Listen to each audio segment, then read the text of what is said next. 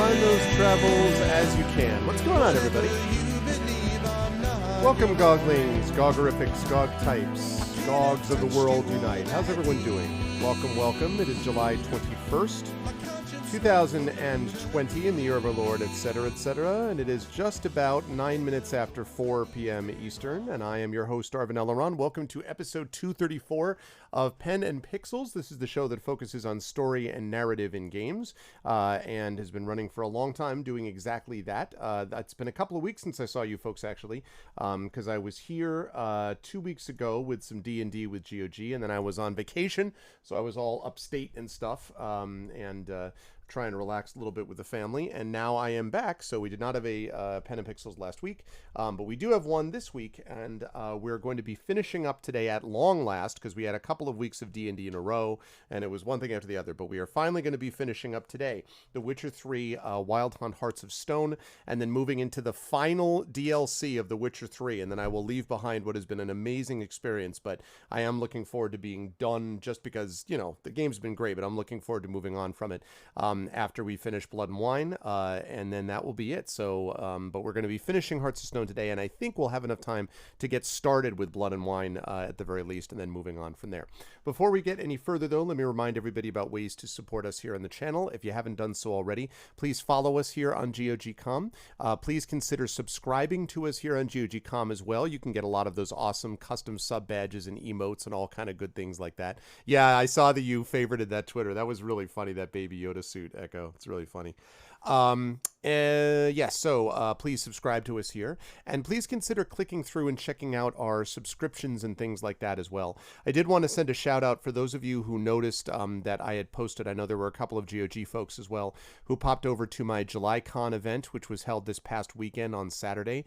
It was held to benefit the Octavia E. Butler Memorial Scholarship, and we had a series of panels by people that were going to be doing Origins Online, and then Origins Online ended up being canceled, and we're going to have Origins again next year.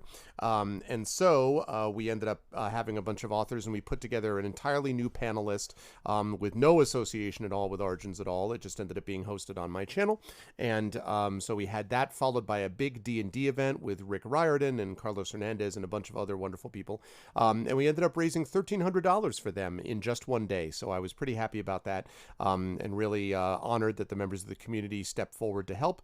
And so thank you to those of you who were part of that experience as well. Today, though, we are getting back into The Witcher 3 Wild Hunt, Blood and Wine, as I said, and so I'm just going to pop up that. There we go. Hello, everyone. Good to see you all. I hope you are all doing well. And yeah, looking forward to some awesome stuff tonight on the stream. Schedule-wise, I'm going to be with you for the next 3 hours, and then at 7 p.m. Eastern, I will be giving way to Mr. Blackheart, who will be jumping into Neon Abyss. I actually watched just a little bit of that on another channel last night, and it looked kind of cool, so I always, as I say, whenever I'm done kind of wrapping up a stream afterwards, it's always cool to stick around for a few minutes and watch Blackheart play through some stuff before I am summoned to dinner, and so I'm looking forward to doing that as well. I will also mention that this evening on my own channel, anyone who has been interested in a certain game which is not available on GOG.com, but which has a folding Italian plumber character in a new RPG from a certain game system that rhymes with witch, Season of the Witch or Season of the something else. If that sounds of interest to anybody, my voice team is going to be taking that on at 9 p.m. on my own channel. So you should stick around. You should watch Blackheart all the way until he's finished. And then after that, I think Blackheart's the last person on the channel. So then you should, swing by and watch as people do crazy things with this Italian plumber person that I just mentioned, mascot reference, jumps on mushrooms thing. But yes. But today, however, we have got The Witcher 3 Wild Hunt, Hearts of Stone. And literally at the end of our last stream, so like right at the end of the last stream where I was actually playing this game, I got into one of those cutscenes that seemed to last forever and was right towards the end of this game. So I feel like we're right there. Like we're right at the end of this game, I think, which is great because... right at the end of this DLC, which is great because I'm looking forward to wrapping it up and doing Blood and Stone. Blood and Wine. I actually have to say, I know some people have talked about Hearts of Stone and Blood and Wine, and there's been a debate about which one they like better. I'll see how Blood and Wine is. It's going to have to go a long way to top Hearts of Stone for me. Hearts of Stone is a tremendous DLC. I actually think that I've enjoyed this more than the main game. And I did like the main game, but I think Hearts of Stone has had so many good moments to it, and so much good writing, and just a lot of good stuff that I really have enjoyed quite a bit. And so we'll see whether Blood and Wine can surpass it, but I've been very pleased with Hearts of Stone. So with that said, I'm sure you're all interested in looking at it. So with no further ado, let's get to it. Let's make it happen. Okay, that all looks good. And bam. There we go. All right, you can see that we are all prepared for The Witcher 3 Wild Hunt. Let's get it on. Exactly. What? Oh no. Update later. God Galaxy popped this up just now. Like, I don't want to... Come on now. Later you can pop this up. Right, where are we? There we go. You, play. I can be assured that it definitely won't suck. That is true. And hi, Kilgore. How are you? Yes, that is quite definitively the case.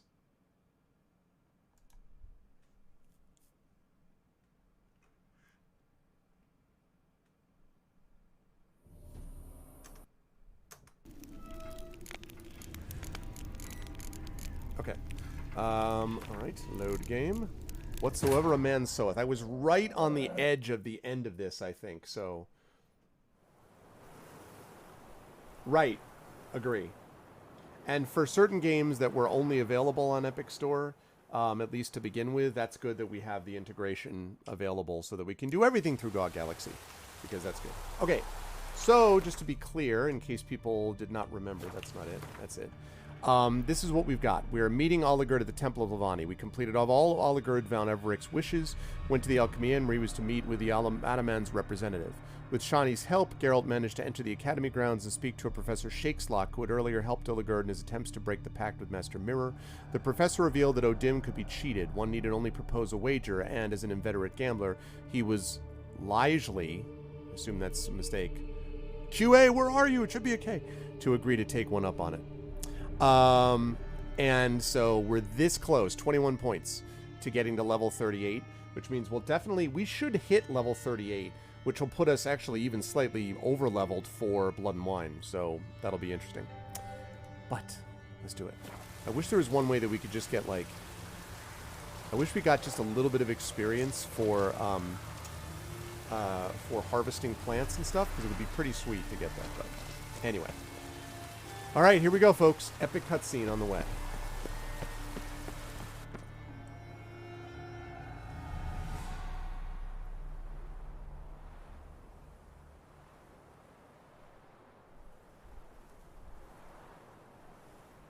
Strange choice of locale. Guessing there's a reason for it. You're an art lover. Thought you'd appreciate the place. A witcher with aesthetic sensibility. Forgive my disbelief. But since we're here, I believe you have something for me. Fulfilled your third wish. What is this? A canvas, and on it, your house, your wife, and the rose you gave her that day. This is not what I asked for. Phrased your wish wrong. Not the first time. And it's been my downfall.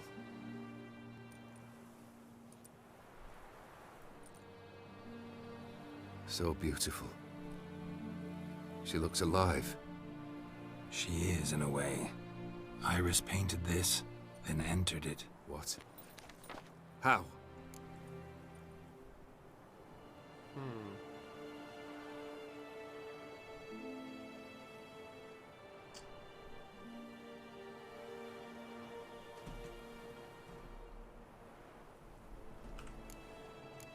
Yeah. Think she missed you. The real you. She wanted the pact to expire, so you could be yourself again. How you were before, no matter the price. Iris. What a mess we made of it all. If I'd only known then how it would end. What's happening? I feel as though a hot iron's pierced my chest. I think you're in trouble.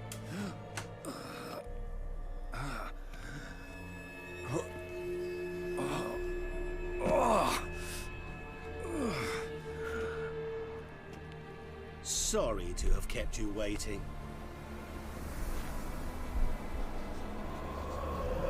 So glad to see everyone's... How do you feel, Von Emmerich? A little less troubled? Lighter in the heart? Dim. What do you want?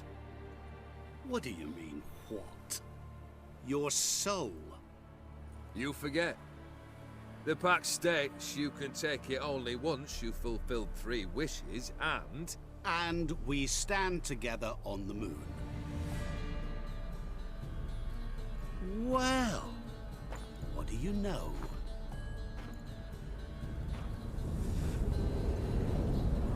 Well, snap.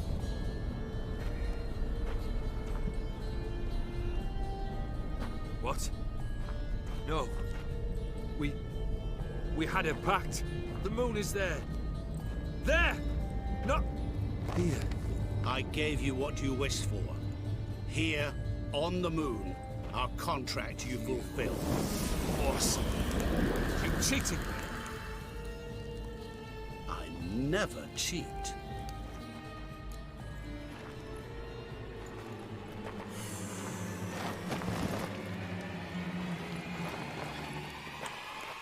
It is done. Your soul belongs to me.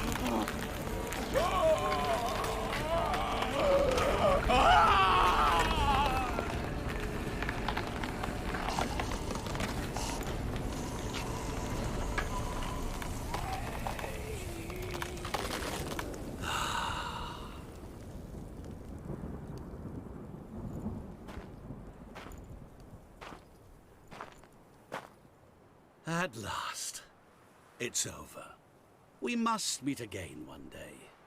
Business with you is pure pleasure. Gonna remove the brand? Ah, right away. Done.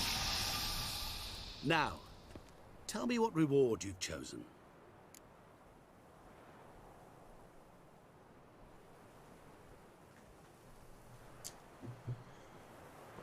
I don't want anything from this guy. Don't want a thing from you. Are you certain? I am capable of a great deal. Never been more sure. Goodbye, Dim.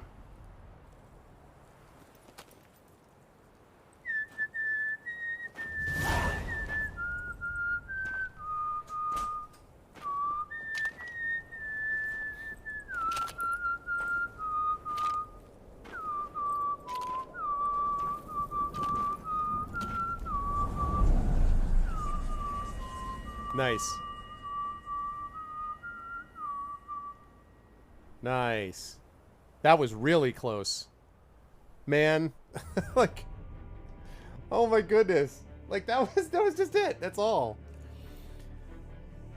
Okay. Well, that was the fastest. Okay. I did not expect that was going to take about 5 minutes. So, I will be moving on to Blood and Wine in case anyone was curious. So, the reason I didn't help, I don't think Oligurd deserves help. I mean, my impression has been that Oligurd has just been sort of an arrogant, self-focused dude this whole time. I don't want anything from Gaunter O'Dim, but my feeling is that, like, what... I don't know. Like, I almost kind of want to play it again to see what happens if I do interfere. But, because I don't like O'Dim either. So, I don't know.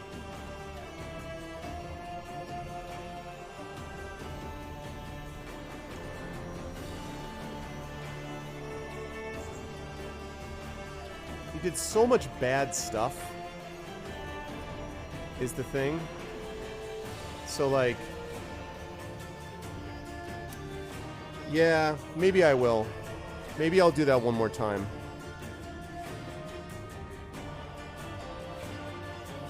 Maybe I'll do it again. The thing is, the problem with that choice is I was like, I'm not afraid of O'Dim or dealing with him. I just didn't actually like Oligerd at all, and I kind of felt like, whatever, like he deserves what he gets, but I kind of don't know that I wanted it to be that... Okay, I've already seen these. I appreciate that and all that, but... Also, I leveled up.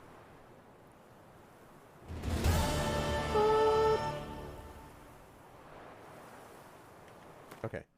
Let me save this under another slot. Now let me load it. Alright, so let's try that again. I normally wouldn't do this, except I just...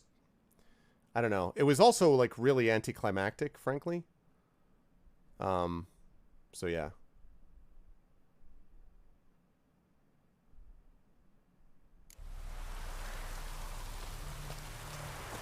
Yeah. Strange choice of... I'm gonna skip this because I've already seen that. Lover. A witcher. But since we... Fulfilled your third... What is this? A canvas. This is not what I asked for. Phrased your wish wrong. Not the first time. So beautiful. She is. What? How? Okay, I do that. Think she... Iris. Okay, right. I've already been here, done this thing. So glad- He's here. How do you feel? What do you? We have the moon. Wait. Do not interfere, Witcher. Remember what I did to the last fool who interrupted me. You grant wishes, right? Grant mine and release him. He must repay his debt. Let him go, and I'll take it on. We'll call it mine.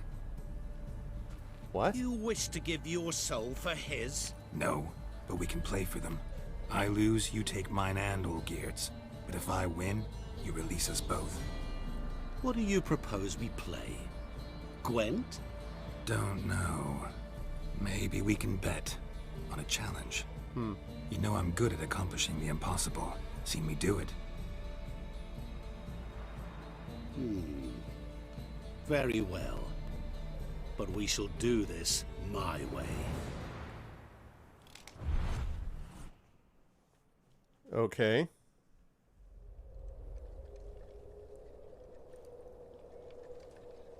This feels like more of the way that was intended. What's happening? You wish to play, so let us play. I shall tell you a riddle. Solve it, and both you and Olgierd will be free. And if I don't? Then we'll all three go for a wild ride. It's what you proposed, is it not? The riddle. Let me hear it. To all things and men I appertain, and yet by some am shunned and disdained. Fondle me and ogle me till you're insane, but no blow can harm me, cause me pain. Children delight in me, elders take fright, fair maids rejoice and spin.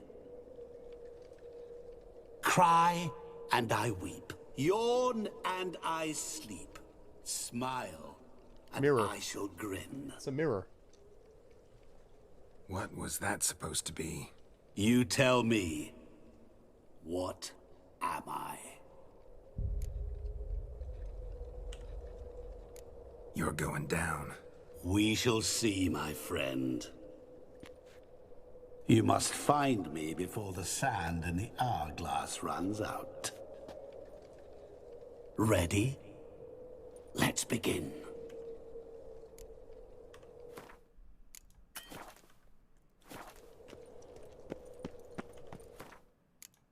Ah, come on. Wait.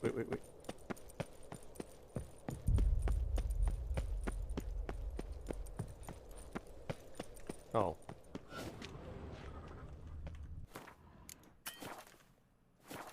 I don't understand. The answer is a mirror, but how do you...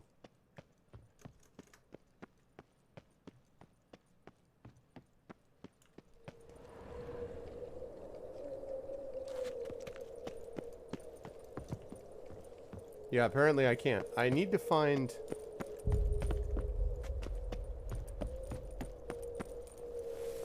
I don't understand. What?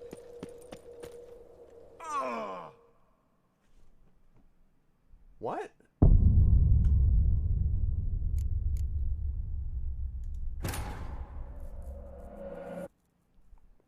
Okay, thanks, Moanis, but let me do it, okay? I will ask if I need help. I will specifically say, please help, chat, or anybody. That's okay. No problem. Alright.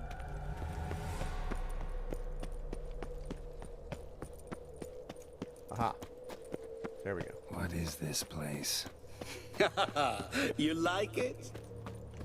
Plenty more where it came from. Just remember, you must find me before time runs out. Not gonna get any assist that way. Okay.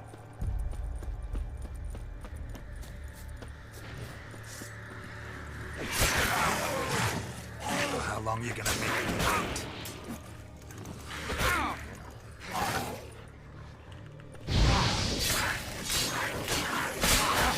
Ow, ow, ow.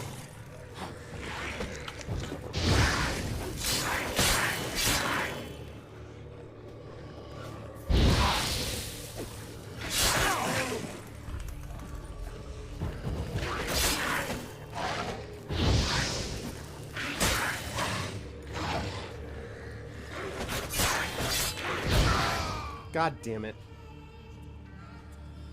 Oh, that was annoying. Yeah, specters suck. I know. I dealt with them in the... when I was dealing with Iris and all that business.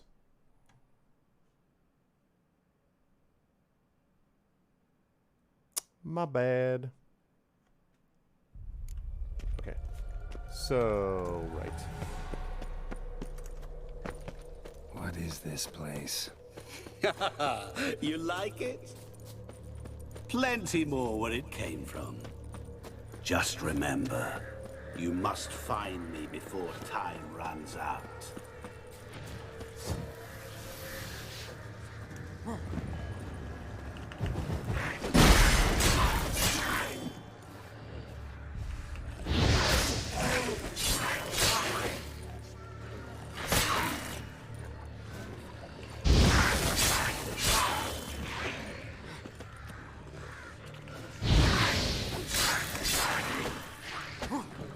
These guys do not have Igni last long. I mean, it damages them for sure. Damn it.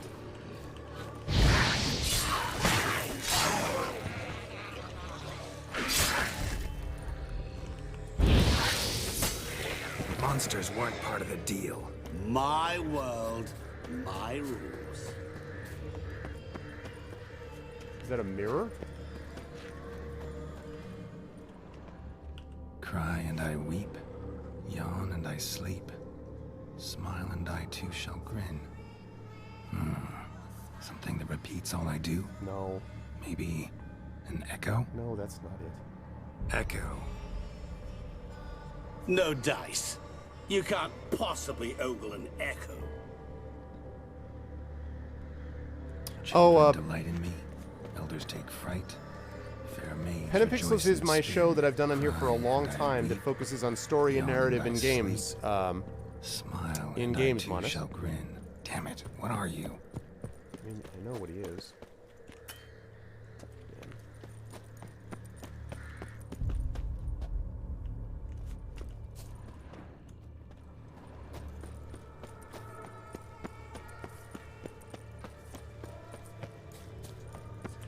Don't leave me here! Help me!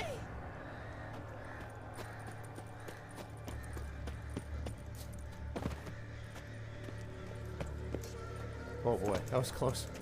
Help! Geralt! Save me! Shani, Oh, hang nice. on, I'm coming.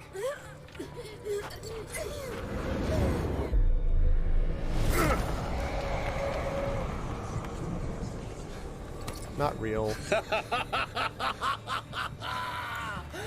can't believe believe you fell for Oh, awesome. God damn it. I thought that it was... okay. I wasted my time. I wish it were easier to figure out, like...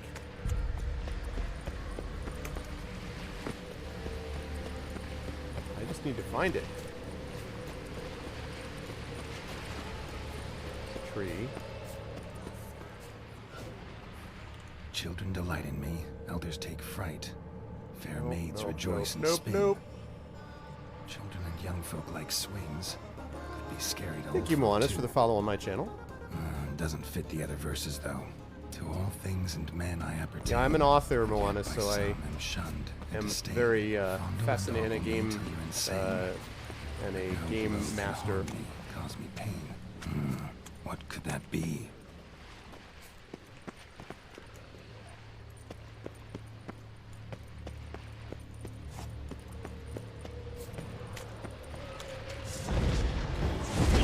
Oh god.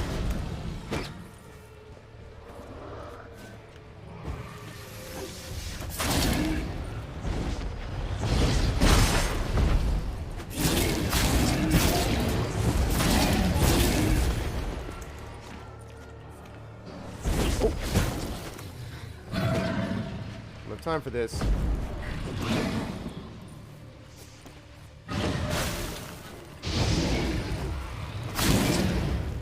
I don't have time for this, dude. I'm out.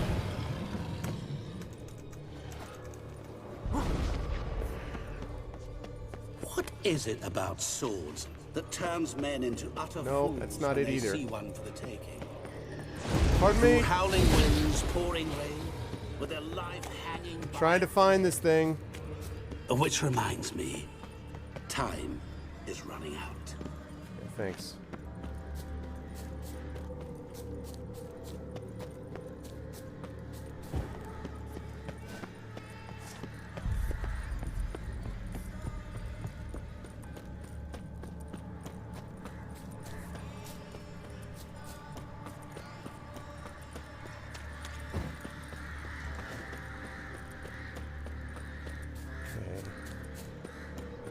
Did I go right back to... I'm screwed. Man. I can't even check my map. Can't do anything. Sucks. Can't do anything. Oh, this is going to be a fail.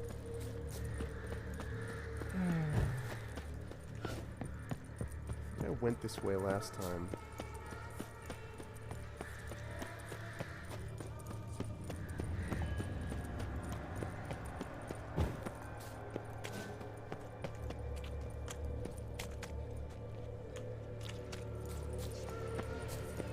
Really cool environment, though. Excuse me.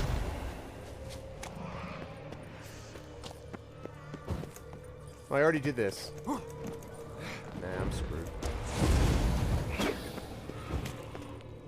Come on, come on. No time for you.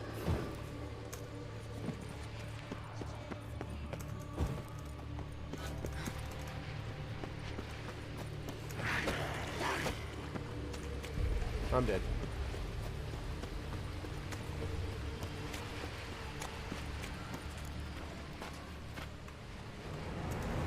Yeah, I don't need to see that. Alright. Can I load, please? Thank you. Alright. I really wish there was a way to do the map more easily on this, because you can't even access the mini-map. So...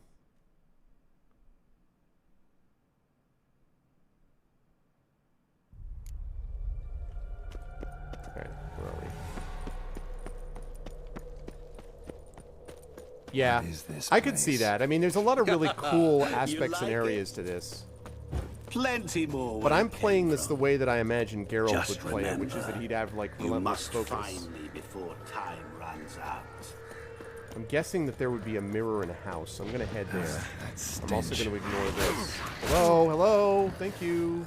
Get away from them. Don't fight them.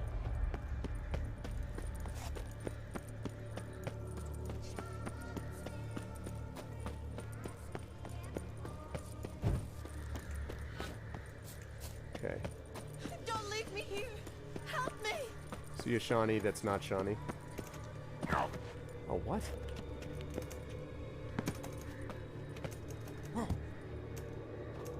Help! Geralt! Save me!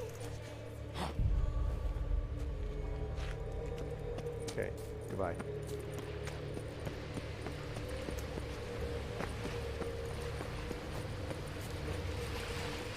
There.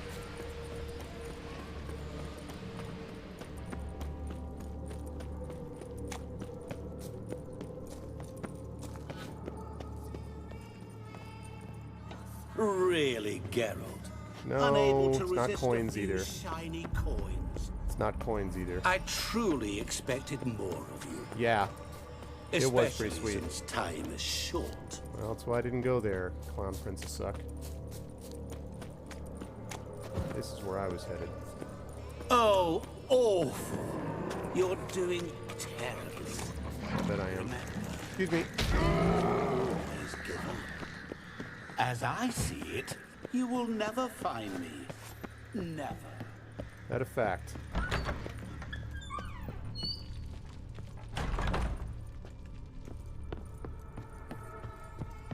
Mirror. So this is where you're hiding. You said it. Oh, you mother... Come now. You didn't expect it to be that easy, did you? Wow. That jackass.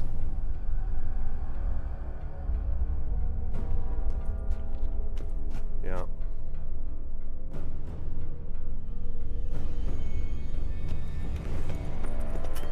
Really wish I could save, but I can't.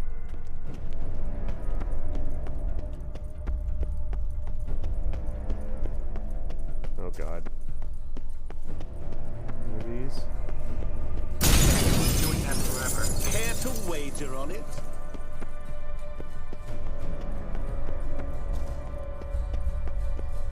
It's gonna be broken too, right? I'll still get you. So you say, yet I wait and wait and nothing.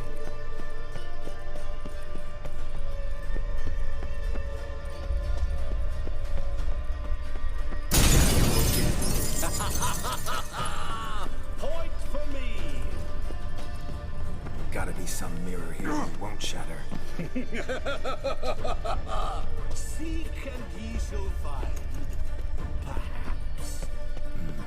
Wonder how you'll shatter.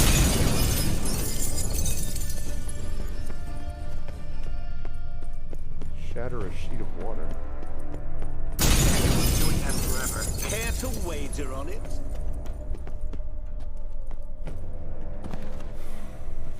Oh, damn it.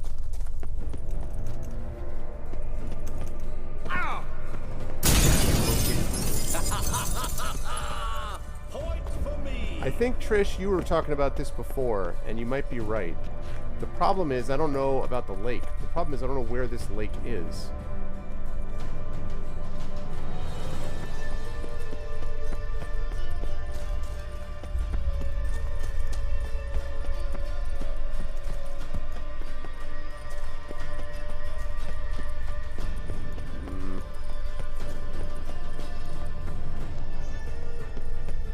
Do not like this at all. Wasting time. How do we get up there?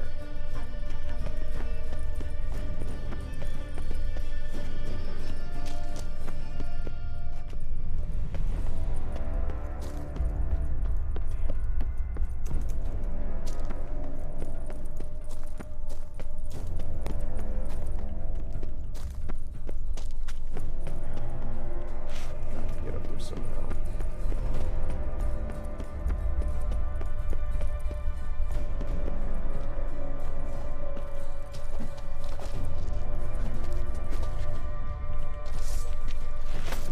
No. Not there. Well, I get. Oh, okay. I guess I can't get up there. Nah, I'm screwed. We're gonna run out of time again. Man. That sucks. I don't want to go freaking... I don't want to go do this all again.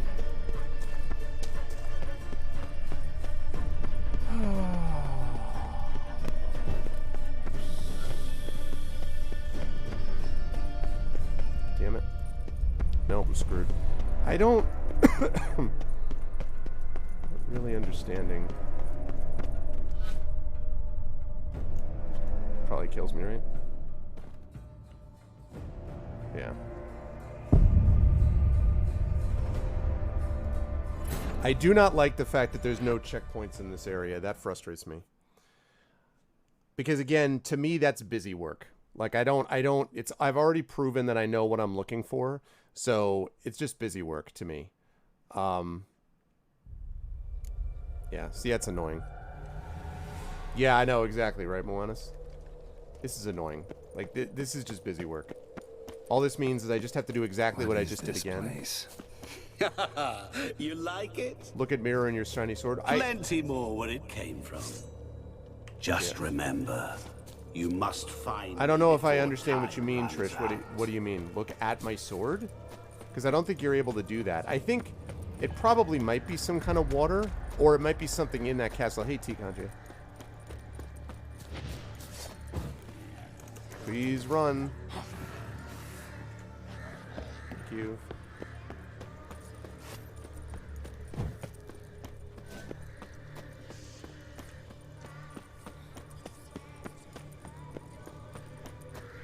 Yeah, no, it's not a bad. I mean, it's a good idea. I just don't know.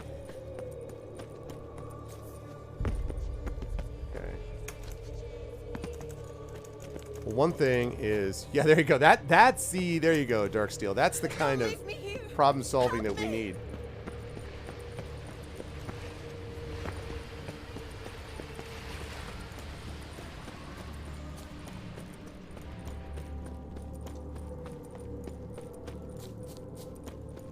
Okay.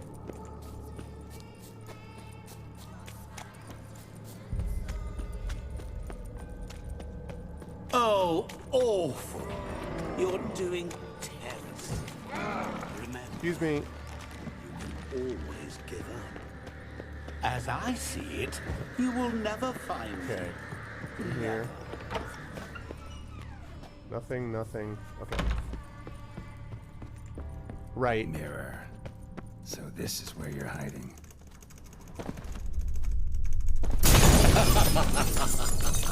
Come now. You didn't expect it to be that easy, did you? It's a good thought about those senses.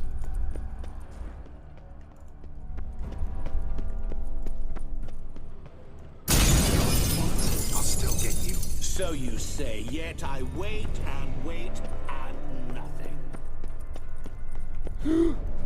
Oh. Whoops. That was almost a quick end to this particular try. Okay, that's gonna shatter. Doing that forever. Care to wager on it?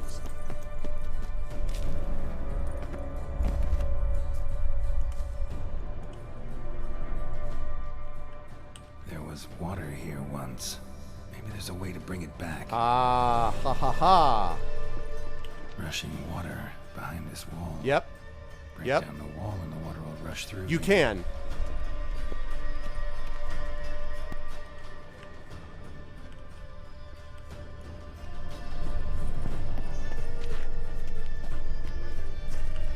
Nope, nope, not burden. Damn it.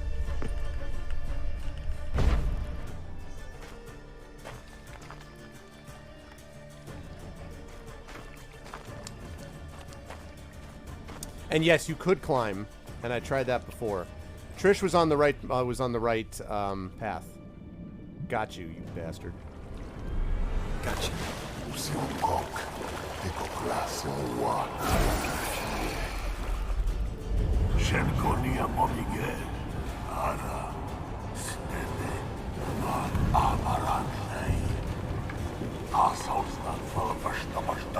Be gone. You've lost. Suck it. Booyah. That is the true ending right there of this DLC. You didn't deserve this, but it led to an awesome section, Oligard.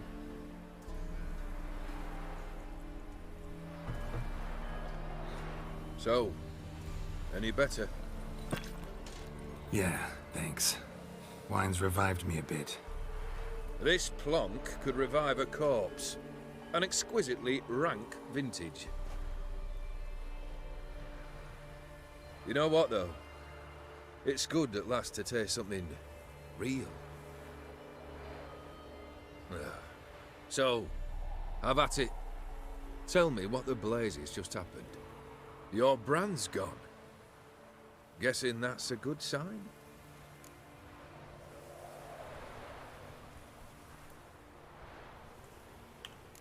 First off, you tell me what it's like to have a heart of stone.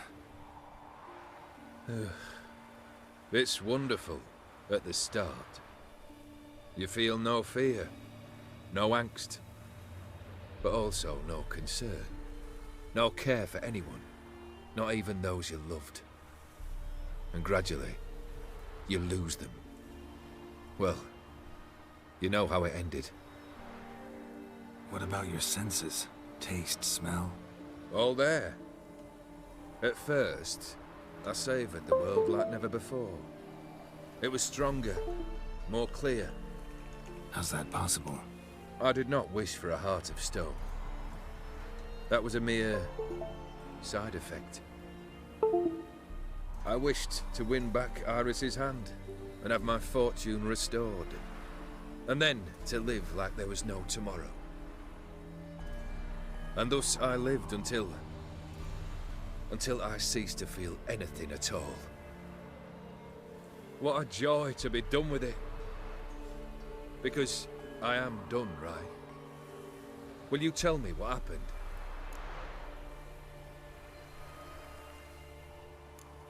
O'Dim decided to have some fun at my expense. Devised a game I was supposed to lose. Yep. Seems he'd forgotten the training you put me through. In doing the undoable.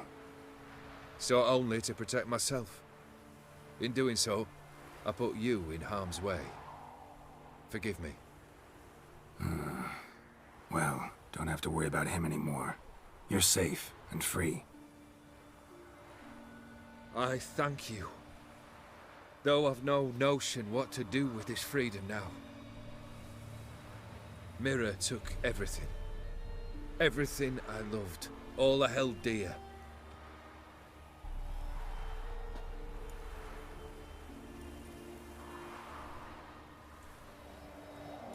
Not true. Got your heart back. A bitter victory. Now at last I sense how much I've lost. I've a heart again. Yet all it feels is grief, sadness, and defeat. Seriously, My Trish. life is a ruin. Seriously.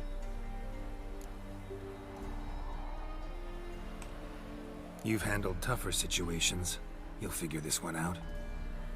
Got a company of faithful comrades waiting. Got a home, your fortune. No. I cannot live as I did before. Yeah. So what'll you do? I don't know. But one thing's clear. It's time I took fate into my own hands. Lived life anew. And truly, this time. Sounds like a plan. I'll never forget what you did for me, Witcher. I have something for you. Can't accept this. You can, and must. This sabre's been in my family for generations. Even when I'd lost all else, it remained at my side. Means a great deal to me. That's a hell of a sword. All the more reason why I can't take it. Do me the honor. This'll mark the start of my new life. And such a weapon could be right useful to you. Thank you. Ow! Sorry.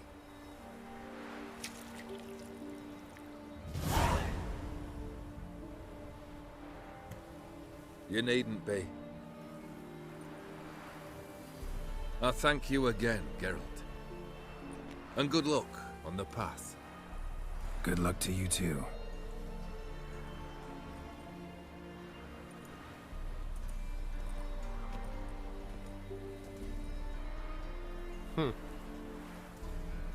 It was satisfying to beat O'Dim. Nice. Okay. So now what we'll do is we'll watch the credits. I'll talk a little bit about this DLC, and then we'll move into Blood and Wine from there. So I'm really glad we did that again. That's the actual ending. That's the real ending. No, but you can defeat it for the moment, Pergy. That's all that's required, is that everyone defeat their evil in the moment. The idea is not to destroy it utterly. The idea is to defeat your own and to help others defeat theirs, and to do so continually. That's how you form a life.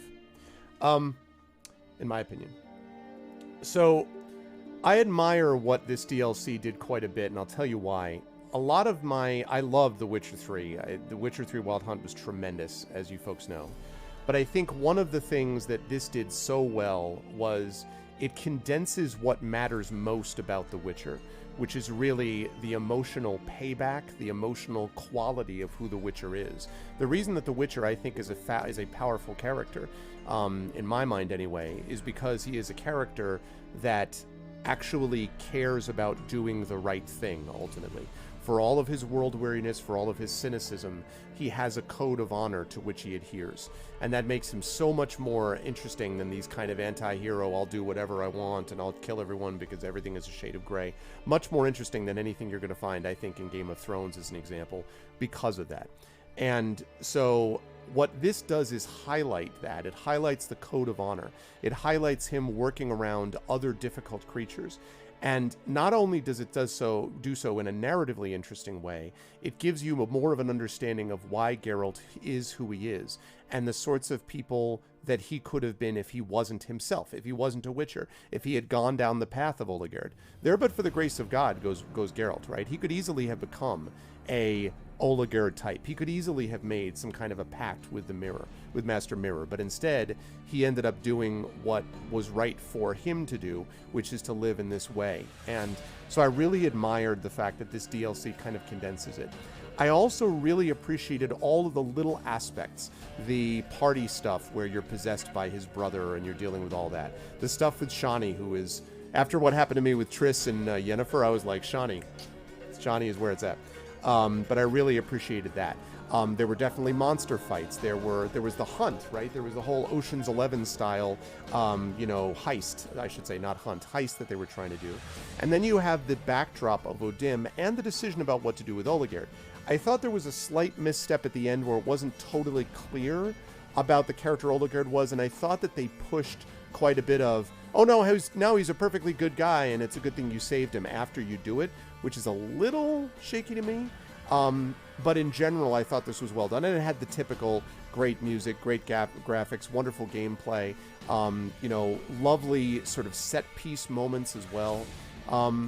Really good stuff. I really, really appreciated that. So this would be probably an 8.5 or a 9 for me, maybe a 9 for the DLC. As I say, I really thought this was also, because it's a DLC, a more tightly focused experience than the Witcher 3 main game, and I think that was better. I think it actually improves the game when it's more tightly focused. And so, yeah, I appreciated this a great deal. This is good stuff. Very good stuff.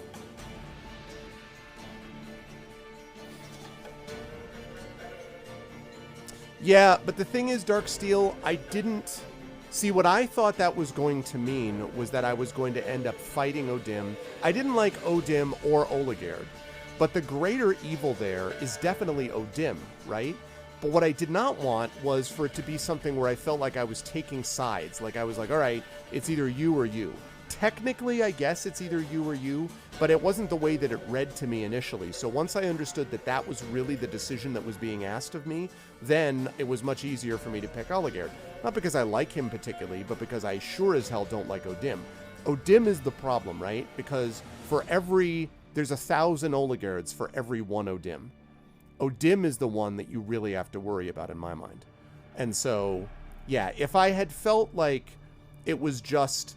I would never do that Darksteel to like min-max, you know what I mean? Like I would never do that because I got something cooler from O'Dim. But when it was clear that I wouldn't get to deal with O'Dim, because what I really wanted to do was I wanted Oligerd to get punished and then I wanted O'Dim to get punished next. But when it was like, no, you can either help Oligerd or you can't punish both of them, the one I'd much rather punish is O'Dim. So that's why I did that, basically. But I thought that, yeah, but that, again, Darksteel. But see, that's the thing, right? Everything, in a way, you're like, well, it's only 2 souls. But everything rests on those 2 souls. This is why in these stories, this is why it is so critically important for Satan that he get the 1 soul. Why he will surrender almost anything to get just 1 soul. Because there is so much power and agency and authority and morality tied up. So much essence tied up in 1 soul. That everything revolves on it. So in a way you could say, well, what does it matter if he gets rid of 10,000 souls? Someone like O'Dim would gladly give up 10,000 easy souls to get the 1 hard one. And Oligerd was the hard one. Geralt was the hard one, right? He would gladly give up those thousands. So it was important for that reason. And also what matters most is we're playing Geralt in this, right? What matters is what Geralt thinks of it as. So Geralt wants to save Oligerd's soul, but especially, he wants to save his own. That makes it more important. The fact that he defeated O'Dim from getting him is really the fundamental core of what The Witcher is. The Witcher can't stop everything, but he can stop this thing, this evil here. And so I find that very powerful. And I think it's a significant reason why when you hear people say like, oh, but you're never going to be able to stop all of these things. You're never going to be able to stop all of it. If you do this thing, I don't want to get political here, but if you pass gun control laws, you won't stop all deaths. No, but you'll stop some of them. And to go back to something non-political now, if you take this action, which is a moral action, you won't stop all immorality. You won't, but you'll stop this immoral action that your moral decision can prevent. And that's all that's required of us.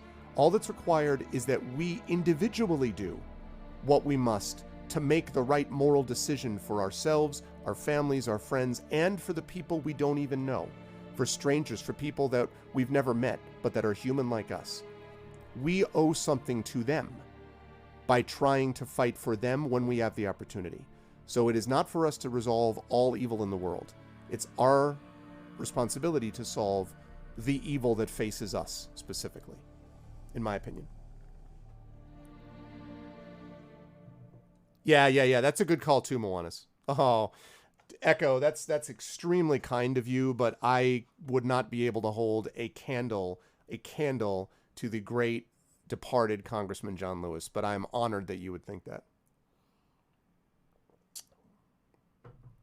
Oh, thank you, Dark. Yes, buried in those credits is Martina Zik. Exactly. Outstar is there too. And Moanis, you make a good point. That's very well said. Either punish this asshole either more right now, or let this powerful being play around with more people in the future, or he's already punished. Someone get this dude. Exactly. Because this dude is the one who led to everything else. Right. And in my view, O'Dim is clearly the greater evil in that regard. That's my view. Yes. And that's why it's so important, Trish, right? So important for those when you hear, this is why O'Dim did it, by the way. You know what I mean? This is why O'Dim did it. Thank you, Kilgore. Oh, disagree, Kale, but this is not my channel, so I don't want to get into that. I'm happy to have that discussion with you some other time, but I disagree. But it's okay, Rhiannon. I'm going on to Blood and Wine now. I actually did both endings by accident.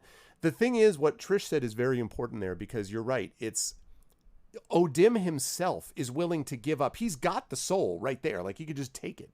But he's willing to give it up so that he can play, because he can't resist the prospect of getting someone who would willingly give up their soul, not for power. In fact, what's interesting here is Geralt is not doing this for Oligerd, right? In a way, he's doing this because it's the right thing to do at the time. The fact that he doesn't like Oligerd makes that sacrifice even more powerful. And I think that's really significant to me, is that it's even more powerful that he does it for someone he doesn't care for. And so there's a lot based on that with O'Dim. Yeah, he was cool. That was great. Yeah.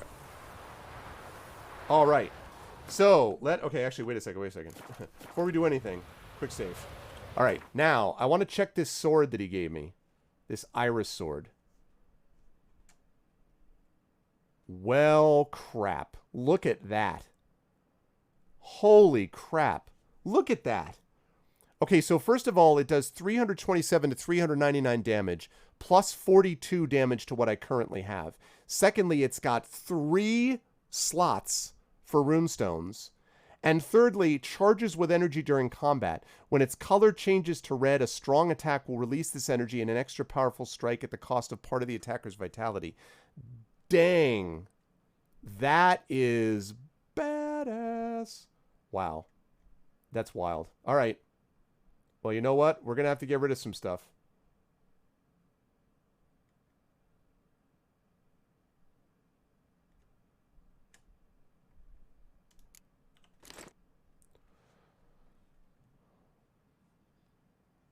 Yeah, I can totally get that. How did people feel about that DLC? I really, really liked that DLC a lot. I liked it a lot. I was curious how people felt about it.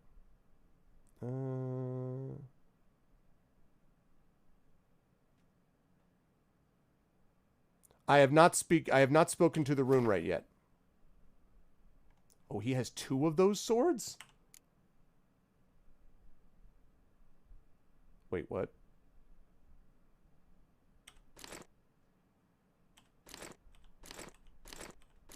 What is this?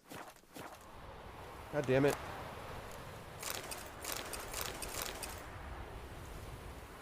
Alright.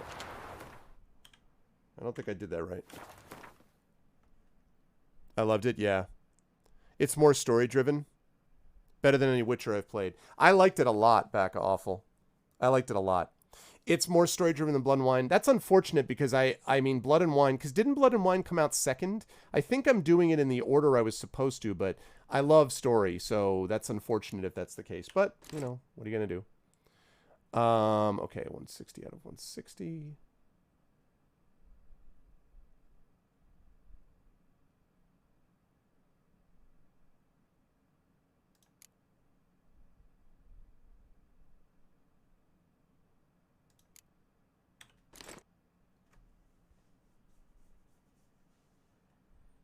Yeah.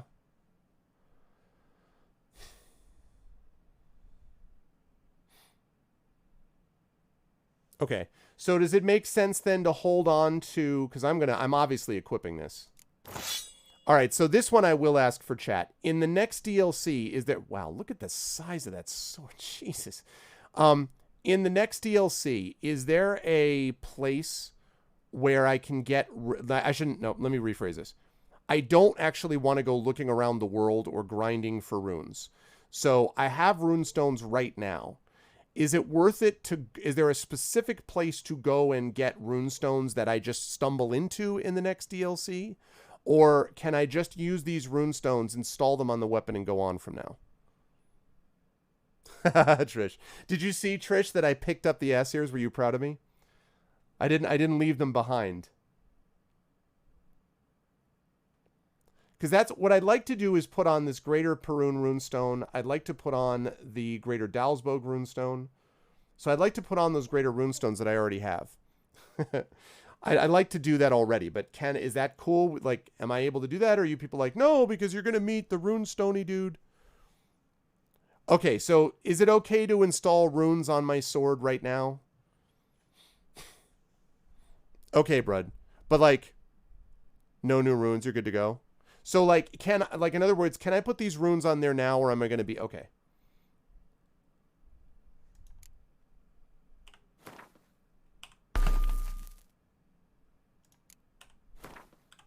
Definitely want that.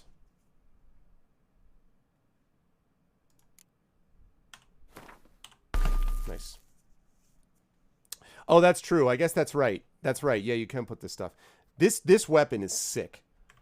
Like, okay. Let's take a look at it, chat.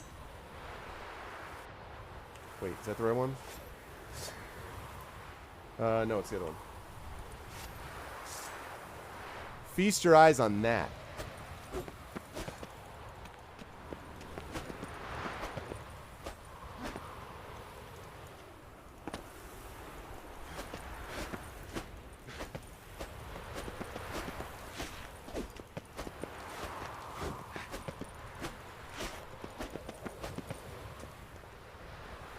That weapon is sick.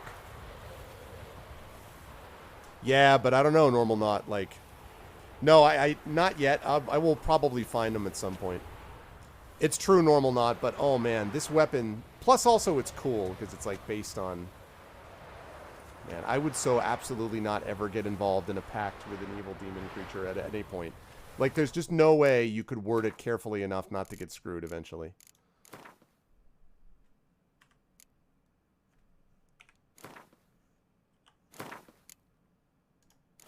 Oops, nope.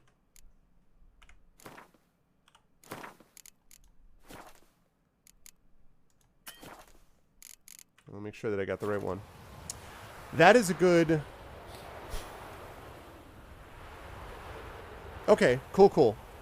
Alright, that's cool. That's a good question, Games for 5. So, I typically play with keyboard and mouse on most things, but there are exceptions. And generally, with Assassin's Creed or sort of adventure-style, action-style games, I tend to use... I don't like Xbox controllers, but I do love this. This is a PlayStation controller, but I have a Logitech DualShock, which is the same design. I happen to really like this design, and I do use those sometimes. A lot of people say the controllers are easier. If I were starting this game from the very beginning, I would probably play it with controller. I almost always play these games keyboard mouse, but probably given what you're expected to do, I would probably do it if I had to do all over again with controller. But because I played so long with keyboard, I'm like, you know.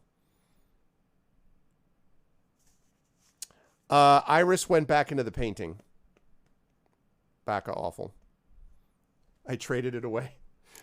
It went to a very, very safe place. A very, very safe place. Okay. So good. We are set. So now, folks, what that means is that it's now time for us to go to... Oh, wait. We actually... No. I was wrong. I have a level up to do. I do have a level up to do. I have 1 point available. Fast attack damage increased by 20%. Whoops.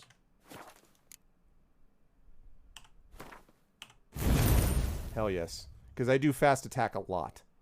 So.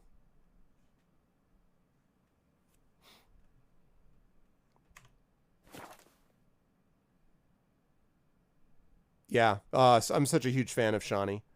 Yeah, well, I mean, I've been playing it for a long time. Honestly, though, I mean, like, really, in fairness, the only real thing that I use, I am big on the signs, right? And in particular, Igni was my sign for like 70% of this game. And then I started to find that using things like Quen, which saved me on several occasions, was super useful.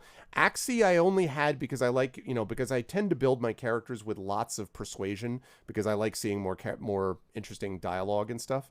One of the games that does that best, incidentally, is Arcanum, of Magic and Steam Obscura, which you've seen, I think, Darksaber, I want to say, and Kilgore certainly has played that game. That game you can actually persuade so well that you can actually convince one of the big bad bosses at the end not to do what he was going to do, which I love. Anyway, so I had Axii in there for that reason. And then this other stuff was like, that was just to increase the quality of it. But if you note, you'll see I have maximum on Igni and I have maximum on Quen. And this other stuff, I don't use these other ones. Like I could, I guess, use more of this, but I don't really have space. Survival not that one. That's for extra life. This one right here, Gourmet, I used this way too late in the game. I wish I had used this a lot earlier because the fact that eating food regenerates vitality for 20 minutes is hugely important. So, yeah. Yes, fair enough, Becca. That's also true. And yeah, with Fallout. It's true, Wushio. So, yeah. Okay. So we are going to go now to that quest. So let's put in a custom marker. Let's get going. Oh. Let's get going in a way that doesn't lead to my inevitable death.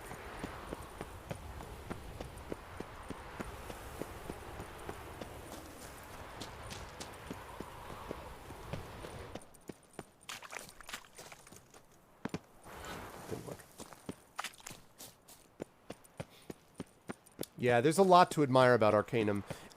Making sure that you play that with the mod, which is, I think it's available on GOG, right? And getting it with the mod that allows you to play, oh god, what is it called?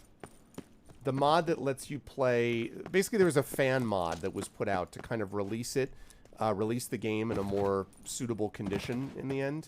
I don't remember what the mod is, but it's really important to install that. Once you install that, then it's usually, you're in pretty good shape. But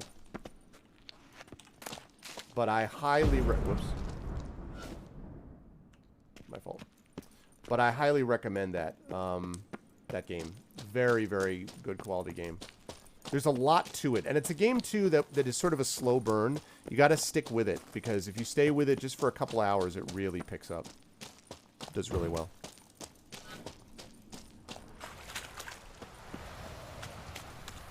Yes, the entrance. Okay. How are we doing?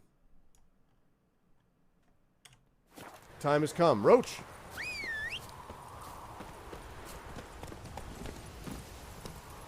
You know, I've thought a lot about what ability from The Witcher I would want the most.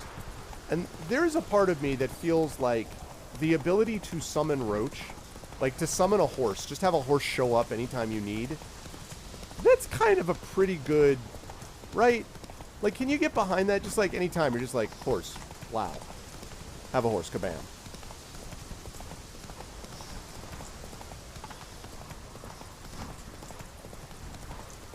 He's trout certified. Those boys want to go. Hey there. Yeah, except I've already played it on my own stream, honestly, Echo, so I don't really want to play it again, stream it again. I have so much other stuff to stream, but it is on my channel. You should be able to find it on my YouTube channel somewhere. Okay, but then the horse spawns on a roof. Hey, listen, there may be situations where you'd want it to spawn on a roof. You know, we don't know for sure, Pergy.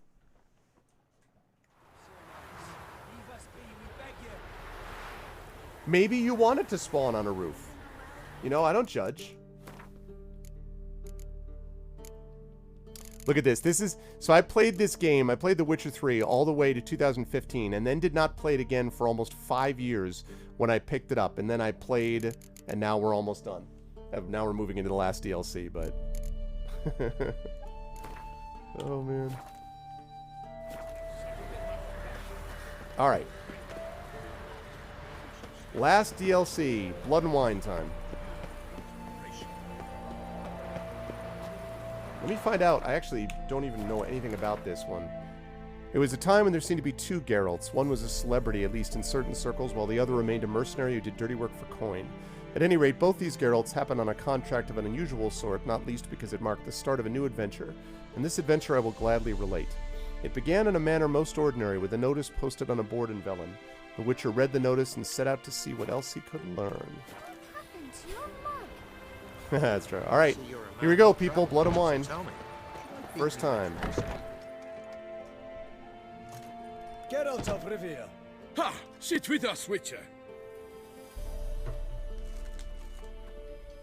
Found your message on a notice board. You see, Parmarin? Love that armor. I told you. The griffin at White Orchard. I knew that were we only to follow the tracks of its slayer, we would in the end find Geralt. Melton de Peyrac Peyrin and Palmerin de Lawnful. Good to see you both. Been years. Be assured, we share your joy. I love this You armor. must forgive us our surroundings. When we pledged to place the village under our protection, the village elder gave us this hut as our lodgings. He swore it is the best hut in the village. Oh, I'm sure. Get involved in some squabble? We discovered that in retreating, the Redanian garrison that left this land still is at the mercy of numerous plagues. A tyranny of bandits, the most onerous among them. These plunderers shall soon descend on this village to collect tribute.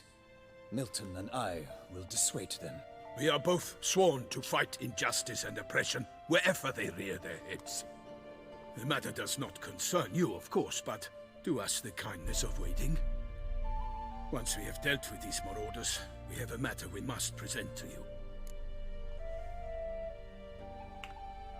So, plan to go out and meet the bandits when they arrive? Fight them? Parmarin wishes first to appeal to their Right. sense of decency.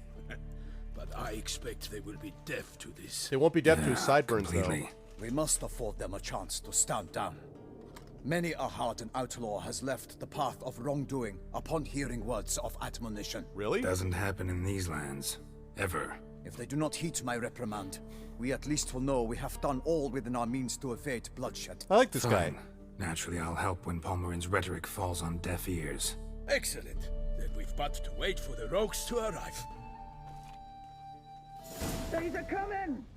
Hear that? Your bandits have arrived. Let us go out to greet them.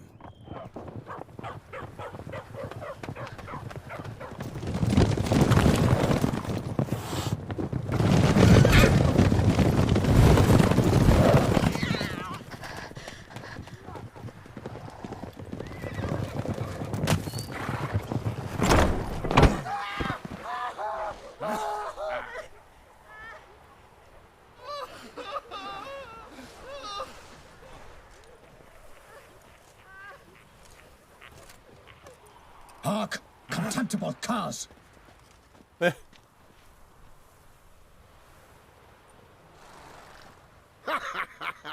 He mean us? I, Palmerin de Lawnfall, call upon you to repent. Set your hearts. Do you not see that they are blackened? Regular punch and duty here. To prey upon commoners is no honor. To loot their meager stores, abandon the path Geralt. of shame, and we will spare you.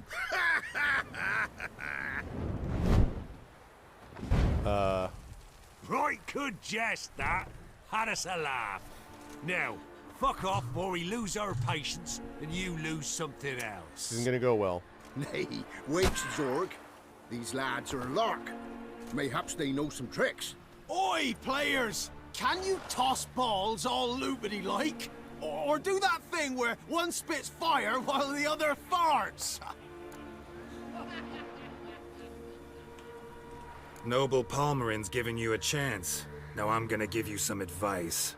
Do what he says. Or what? Or you'll Or find yourself Geralt? fighting knights errant in the pay of the Duchess of Toussaint. And they eat scum like you with their morning porridge. Hell yeah. There's 3 of them. 2 turtled up in armor. We'll come back later. Some wench sent them. Folk who say we's afeard of wenches and jesters. You're wearing a bucket on your head, my Ooh, dude. Insulted the Duchess. Not good. Indeed, we cannot let the affront go unpunished. I swear upon the Heron you will pay with your own blood. By the crane, villains, ready your arms.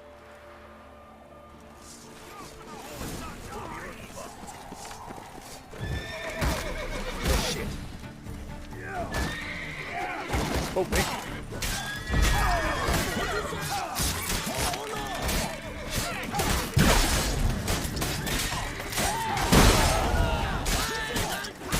Hi. Death.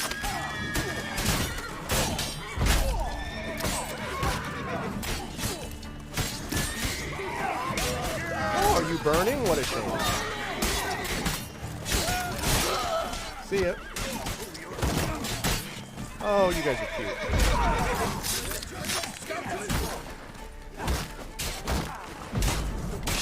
Sorry.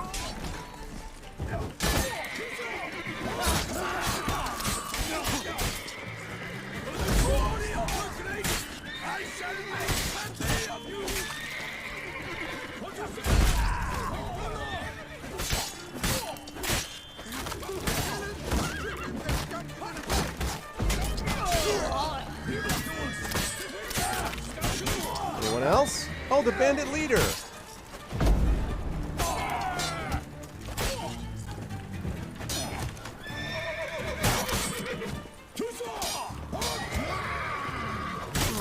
Dude. I will fell you all! My name is not Melton! For honor!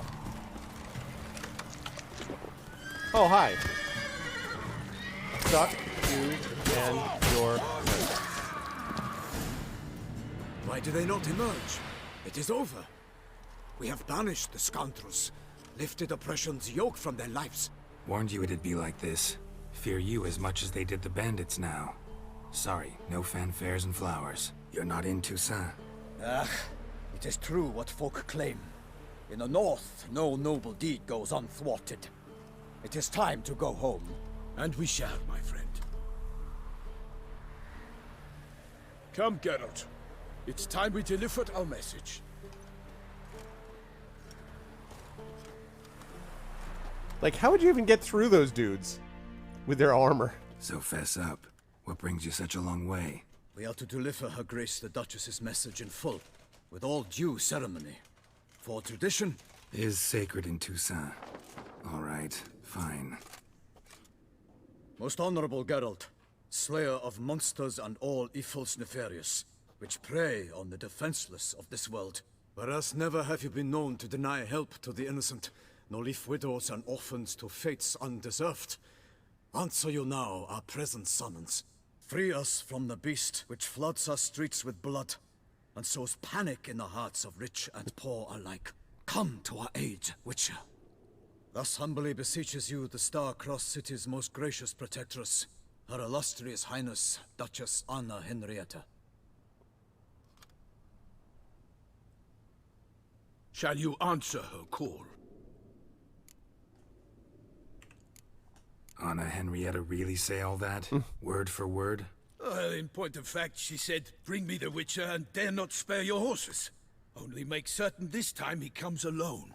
The Ducal Chamberlain added the rest. You know how it is. Yeah, I remember. I might add, be it unofficially, that a hefty reward awaits. Yet the specifics you will need to verify with Her Illustrious Highness. Might be the most fervent request that I take a contract ever. And the most polite. And now we've got all that behind us. I want to hear more about this beast. Some kind of monster? Just guessing. Most assuredly, though no one has caught a good look at it as yet. Our only sure witnesses. Bodies massacred in a brutal, horrid manner. Look, some sketches drafted from descriptions given by those who claim they glimpsed the beast. Each quite different. To my mind, these witnesses lie. How many victims so far? 2. When Her Grace learnt of the second, she discharged us immediately to fetch you. This is what the beast grants looks of like? land and fortunes in gold, should you answer her summons. An ill wind blows, Geralt. The beast cannot be tracked. Folks say it wields black magic. Also, both victims were nobly born, and the start of a tourney draws near. It's as good as most sketches usually are. Mentioned a tourney. Why doesn't the Duchess just call it off? Simply, it is too late. The guests have arrived. The best knights of all lands, relatives of the Emperor. The beast could be a threat to others, not just to Her Grace's subjects. Got it. Before an aristocrat dies, at best it's a scandal. At worst, a diplomatic incident. Okay. Anyone tried to hunt it? Knights errant, for example? Ha! Many have tried. Baiting, waiting in ambush, Exactly, but to no avail. The beast is clever. It evades all traps and attacks of a sudden. It is like a ghost. An experienced tracker. This is what we need, with knowledge of monsters. In short, we need you. Beast wields black magic? What makes you say so? The first victim vanished between bites at a feast. Of the feast-goers, none noticed this. They saw but an open window, then heard desperate cries from the street below, where a corpse had just been found. The second killing, similar. A night in a locked room. Servants all about the house. Guards all around the estate. Yet the beast somehow got him out, dragged him to the town square, and killed him there. No one saw, nor heard a thing. We have no fear of creatures against which sword and shield protect. But of this beast, nothing is known. Save that it cannot be traced, kills effortlessly, and with no rhyme or reason we can discern. So we're talking vampire, right? Nobody tell me that for sure. Don't confirm it for me. But that's my guess, as we're dealing with a vampire. Blood and wine, it fits. And there has not been... I don't think we've dealt with a vampire in any of the Witcher stuff to this point, at least not that I remember. That's my guess. All right, let's do it. I sometimes think back to all the contracts I've ever taken from sovereigns. Can't name hardly any where I came out ahead. You cannot be thinking to refuse. No. Just struck by a thought. How the Duchess can sometimes be... demanding. So you accept the contract. Excellent! We must set off at once. Oh, that's true, Vela, yeah. Blanc wanted this land searching for you. Yet time is of the essence. Ready to go, soon as you're packed. Then post haste to Toussaint. To Toussaint! To Toussaint. Ha ha ha. Dude, even armor on the horses.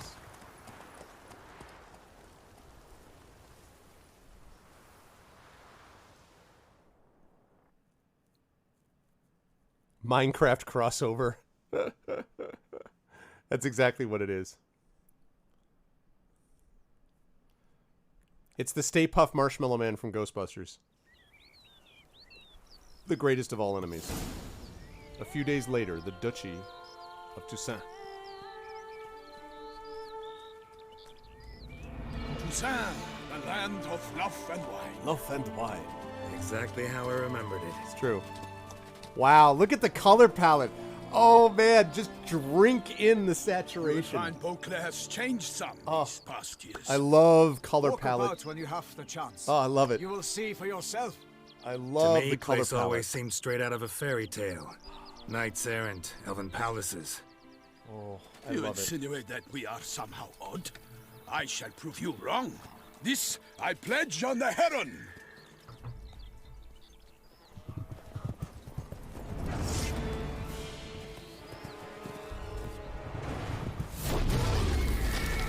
Well, crap. Hello.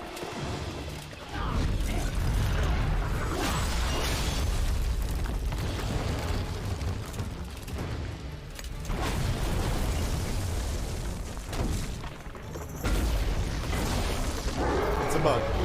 I need to dress sharp. I know, right? This is pretty sweet. I have read, I read The Last Wish, Bella, which I really, really like. I've actually done an analysis of it on a podcast that I run.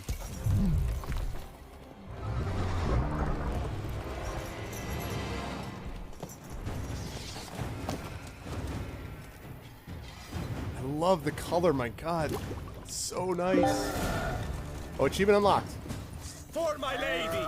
Guillaume, watch Travel out! to the Duchy of Toussaint. I kill a monster! All for one and for all!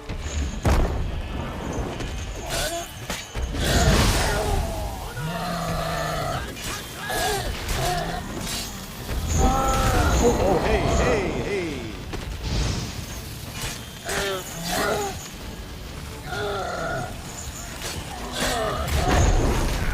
Whoa. Woo.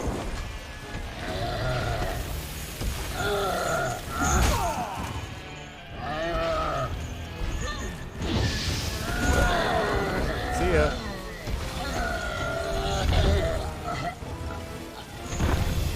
Yeah, strike a pose.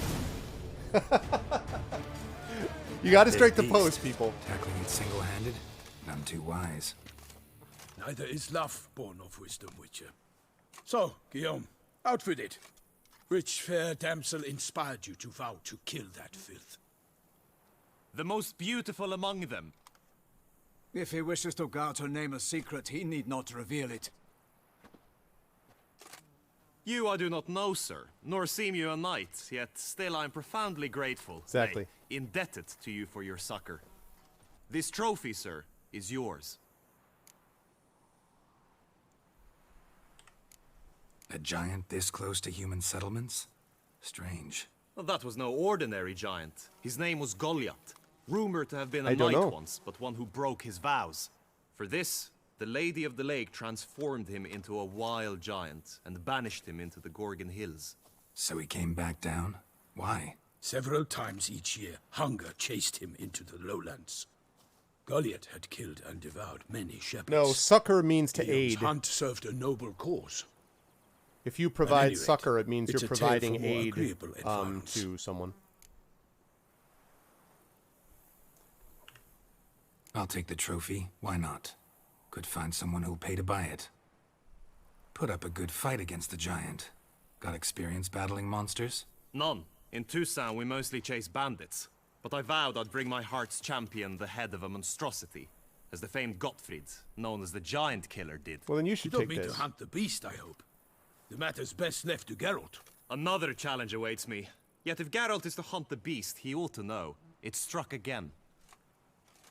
The river surrendered a corpse. It washed up in the meander by the cockatrice. Yeah, I mean, Damien Delatour's guardsmen are there already, but it's securing the area. comfort in a more. Securing the area? Let me finish this cutscene Better and go I'll there talk now about that, before they Kilgore. trample any tracks, manhandle any evidence. Set forth then. I shall ride for the city to inform her gracious magnificence that Geralt has arrived. We'll meet later, near Guillaume's tent at the Tourney grounds. I shall take you then to see her grace.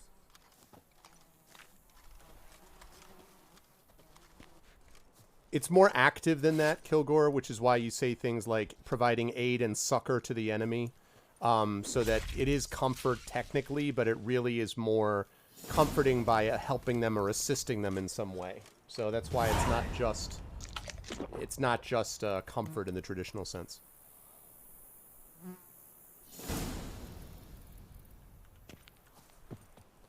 Does that trophy, I wonder, work with Roach? I guess we'll find out. Yeah, but he did a good job, though. Okay, I'm not going to keep this. I just actually want to see what it does. That's cute. They're so cute at that age.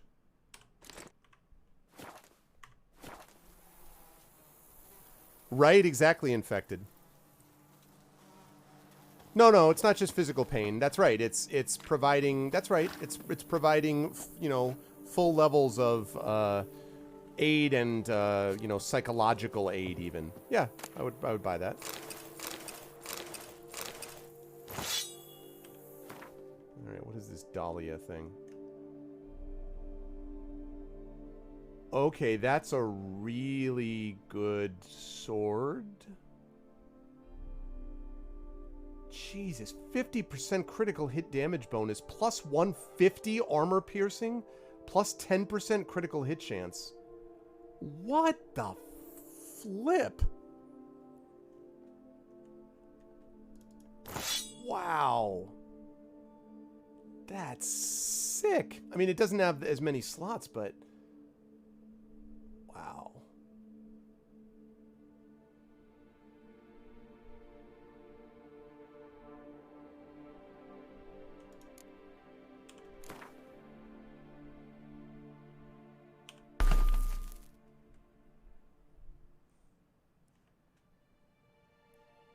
Good old DLC power creep. Well, but at this point, right, like, I mean, you would hope so. 80%. Okay, 86%. 40%. Did I have one that was that low? Okay. And it came just at the right time, since I don't need to worry about doing my other sword. Oh, I'm going to have to get rid of these, aren't I? Okay. Well, that's good to know. I've been holding on to this Griffin sword. Okay, you know what? Listen. I appreciate the help and all, but... Alright. Lovely. The reason I love the color, I've talked quite a bit about color palettes. Color palette really makes a huge difference. There's a really interesting study that someone did talking about the effect that it would have had on the movie Man of Steel if the color palette was just brighter. I tend to like brighter color palettes anyway, but I can't explain how playing a game where it's just perpetually gray and dim eventually makes me just not want to play it. Like, quite honestly. And so The Witcher has a lot of very pretty and colorful moments, but like bright light and bright color is such a pleasurable, like, break from just despair and doom and gloom constantly. It makes a huge difference, so I'm super happy about that. Alas, these sheep would never be rescued. For them, aid... succor, no. For them, aid had come too late.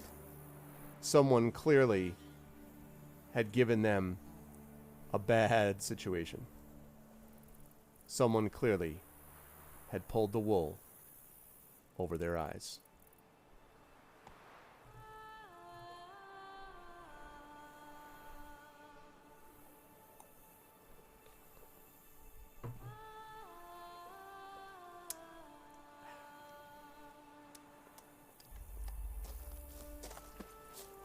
Sorry, that pun made me feel a little sheepish. Yeah! You got it! Oh, yeah, for sure, Pyro, for sure. Yep. And again, like, it can be overdone. I'm not saying that you should have everything look like you've turned up, you know, maximum saturation on your monitor, but it's just such a pleasure to see it. Right, exactly. Well, and the other thing I want to note is that a lot of times it's mistakenly understood that if you make something sort of dark and gloomy, that it makes it more realistic and it makes it more adult. And those are not actually true. One of the reasons that I like a game like, for example, Shadowrun, the Shadowrun Returns games, the reason I think those games work in part is that even though it's a dystopic future, it's so much brighter, that there's a, like, colorful and so forth, that it is not as depressing to actually play. I mean, literally, it has an effect on your mood. So, you know. So I'm just glad about that. All right, Milton, let's kick it. Faster. Brave kid, Guillaume. Parmanin oversaw his upbringing. Guillaume is his kid. In Blood and Wine, you can undergo additional Witcher mutations to unlock new capabilities. Soon you will run into a messenger who will deliver a very interesting letter. Read it and investigate the story of Professor Moreau to learn more about these mutations. That's cute, Professor Moreau. Does he live on an island? They say a master craftsman lives in Toussaint who can craft Witcher gear of unequaled quality. What's more, you receive special bonuses for wearing all or part of a set of this extraordinary equipment. You will not regret investigating these new options. Interesting. You should be ashamed. Yeah, I better get going. I don't have to play this whole game on the lam, Trish. Come on, Roach.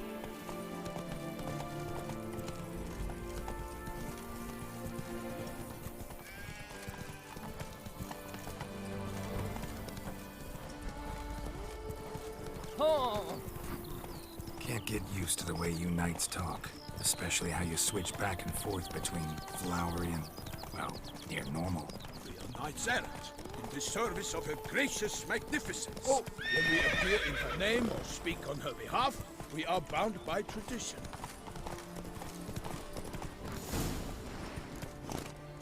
No one here. They must have removed the body already. Let's look around. Make sure they didn't miss anything. When we're putting, we will muttony. That is quality right there. That is quality. Good stuff, Becca. Oh, man.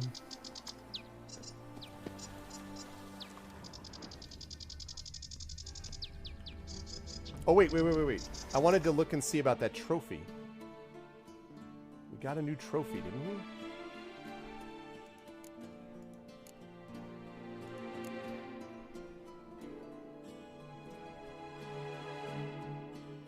Pull figure. Where the hell are the trophies again?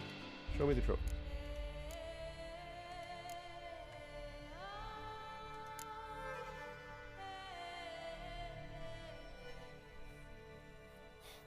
Oh, the middle? Which middle section? Which middle section? Oh, yeah, there we go. Thank you. 5% bonus equipment experience from monsters. Oh, it's the same one. All right, well, listen. I'll put the giant head on there, whatever. Thank you, Billy. All right. Aha. Hobnailed boots, multiple sets of prints. Ducal guard, clearly.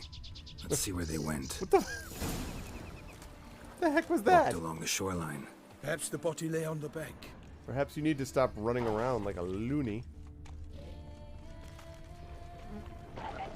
I will fell you all, or my name is not Melton the Pirate Baron! Anything taken by the current ends up in these shallows. Whoa, hey! Yes. Got guests. Careful.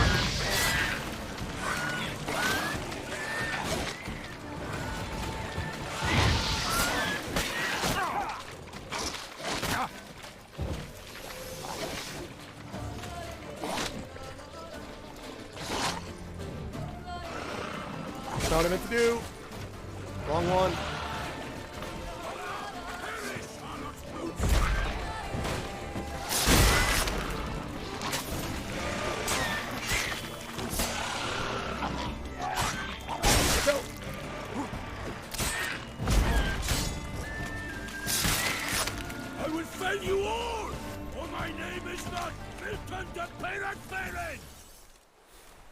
Okay. Alright. Woo! Alright, where was I? I was looting. Junk that came down the river. We must keep searching. Care about that. Yeah, I know we must keep searching. Right now I'm just looting, alright? My dude?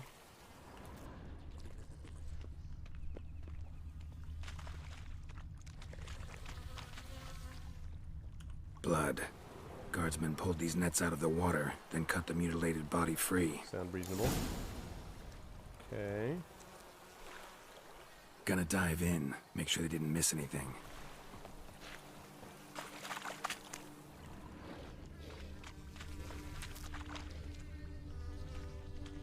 Oh. You're going to make me dive in, you mean, game. Look at that. Oh, beautiful.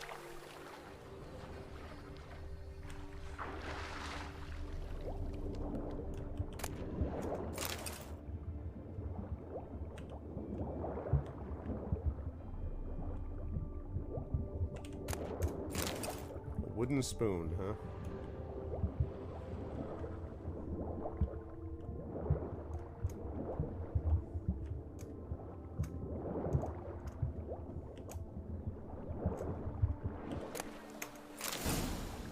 I found the handkerchief monogrammed DLC.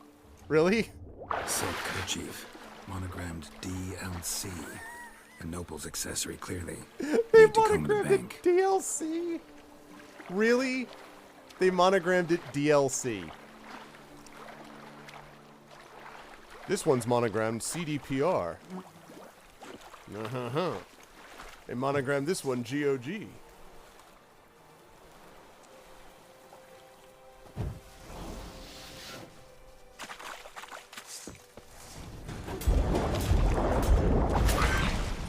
What the heck? For the glory of her grace, I shall make the tale!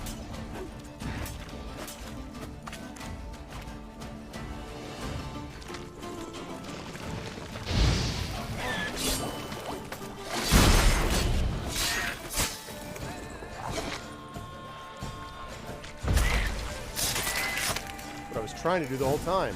Drawn here by the smell of blood. Let's keep looking. Have I done the DRM quest? I have not. I did not know that such a thing existed. Is that actually a thing? The DRM quest?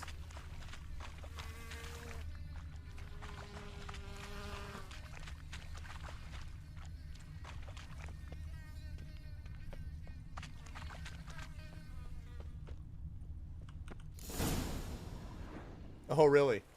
I may have, and I just forgot The it. boat was launched here. Guardsmen must have loaded the I body may have parts just forgotten onto about it, taken them somewhere. Need to find out where. I'd like to look at the corpse before it starts to decompose. The inn. Its patrons must have seen the guardsmen, which direction they took. We should ask there.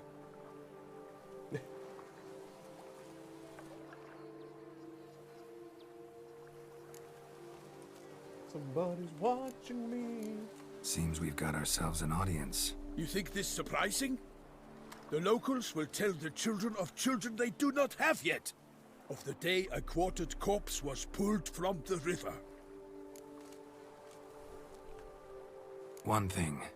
Found a handkerchief in the water. Monogrammed DLC. Mean anything to you? Very Delacroix? nice. It cannot be. Was it he the beast slew? Seems so. They make you do it only Oh, well. walking this way, right? Long past. We were close friends once, but our paths diverged. He was a man of extremes, standing by his companions no matter the odds. TMX. Fighting his foes to the bitter end. Foes. You have a lot of them? He did, but I do not see what that has to do with the beast. Ah, Geralt, you've struck a raw nerve. Memories of a time long What about that past, peacock feather on his to which helmet? I'd rather not return now. I understand. We can talk later. Let's go to the tavern. I shall have to leave you soon. Return to court. Barely got back to Toussaint. A knight in the service of Her Illustrious Highness knows no rest. In fact, I'd feared I would return too late to fulfill my duty. Yet it seems I've arrived in the nick of time. Look at the way this guy runs. Hop, hop, hip, hop, hop, hip, hop, hop, hip, hop, hop, hip, hip, hip, hip. I don't know what I've been told. I don't know what I've been told. Wearing this armor's mostly gold. Wearing this armor's mostly gold. Got a feather in my cap. Got a feather in my cap. Gotta admit it looks like crap. Gotta admit it looks like crap. Sound off, haul, haul. Sound off, Tucson. Her Grace, the Duchess. I forget myself at times. We address each other by our dude is first names great. in private. Never in Pomrin's presence, however. No, I did not 100% it. I don't usually do that. I'm not a completionist, so I don't usually. I do a lot of the game, and I obviously play the main story. And I do a lot of the game, but not all no better of it. crayfish chowder in all Tucson. This dude. Killer from the north. What? With no lads brave enough? Of course we have. Bravery's not enough against the beast. His dark powers. That calls for a witcher. Such good. Yeah, no, I hear you. I did a lot of it, though. Could that be the musty scent of fresh pate? Naught else, Sir de Peyrac Parent. I see time has not dulled your senses. We would be honored if you would join us. Your companion as well. But why do I not detect even a whiff of crayfish chowder? No soup today, on account of there being no crayfish. I reckon you've not heard, but all I caught was a corpse. There you go, I Randon. awoke at the crack of dawn, as I do each day. But when I looked up, I beheld a blood-red sky. This corpse is precisely why we're here. For the man whom you've invited to join you at the table was summoned from a far-off land by her gracious magnificence. He is tasked with tracking and killing the beast. Sup?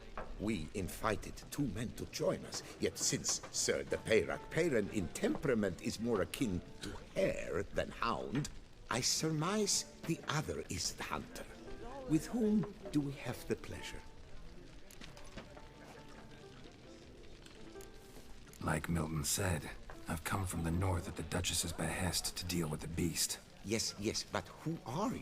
A knight? A mercenary? A soldier? I'm better than Geralt you. is a witcher, a master of his trade. He has questions for you about the beast's most recent victim. I was the one to find the corpse.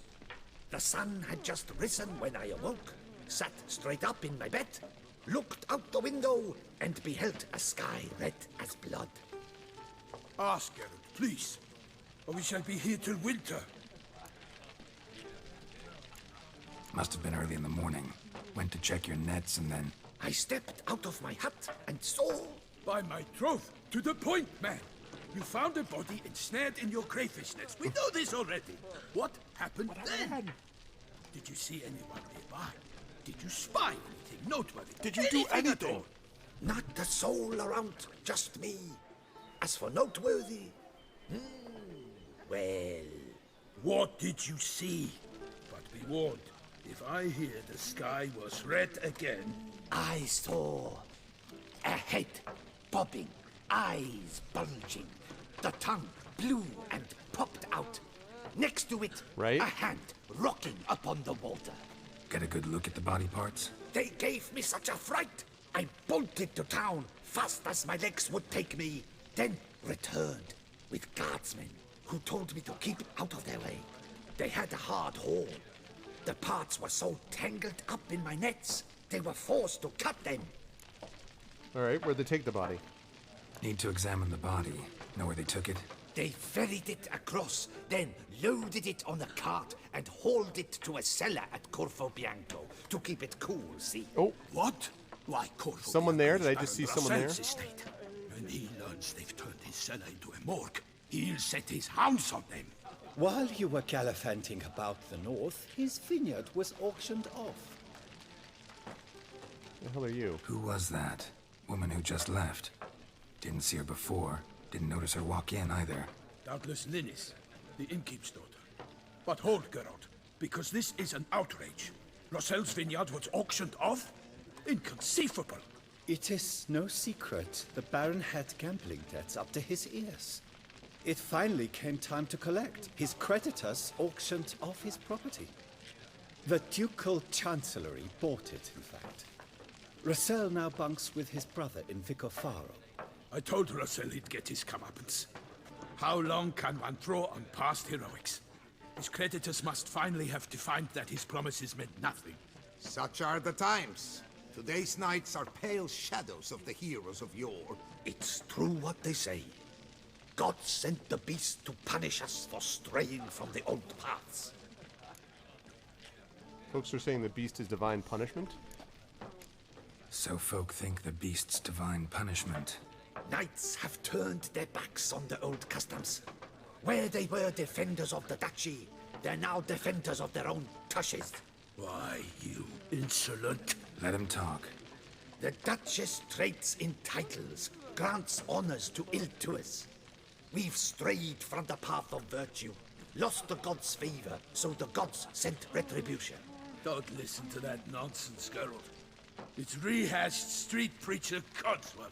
Yes, the rebel rousers have been sprouting up like weeds lately, each offering the same bill of goods. What else do they say? They say anything else about the beast? Besides it being a messenger of the gods? The Toussaintois are no fools. They see clearly the beast kills on days honoring patron saints. Picky monster. Thanks for the hospitality. Time I examined the corpse. Corvo Bianco lies a short way from here, near the tourney grounds. Just follow the road and you'll arrive. Not coming with? Oh yeah, duty of some sort calls. Some sort? Ha! Her Grace bestowed a great honor on me, even before we departed for Velen. I'm to play the Hare during this year's game in the Palace Gardens. When you see me in my costume, you will wet yourself laughing. A little tempted to ask a few questions, but it sounds like a long, complicated story. One involving lengthy digressions into local history and tradition. So, see you later, Melton, and good luck. You'll need it. Okay. And now I'm just going to loot. No. What a specimen. Scared the fright out of me. Folk collector. Who was this idiot? No one knows. Alright. Pardon me. Sorry. Return to traditional values and morals. That is a remedy for two Pardon me. To send a witcher against the beast. It is if one thought to treat Hello. him. Wait, no. Come back. Hi. Oh. Wait, though.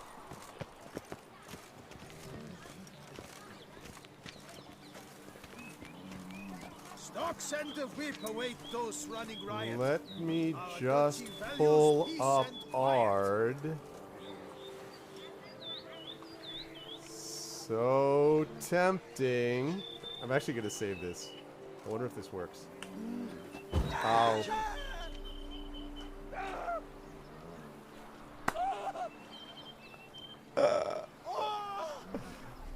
I thought it was going to push him off the bridge. Welcome. Oh, welcome. Oh, man. Okay. So let's take a look at what we got. Good God. All right, go to Corvo Bianco. No sooner... Oh, I already did this. Okay. Geralt set off for Corvo Bianco alone this time. His duties accorded called Melton to the ducal palace. All right.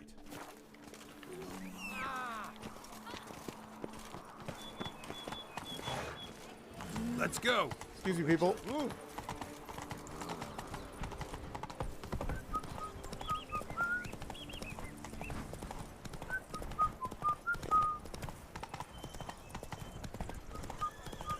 Sounds of a fight. Have to hurry.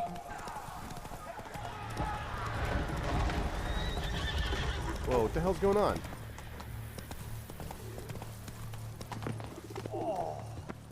What happened? Damn it. Killer must still be here.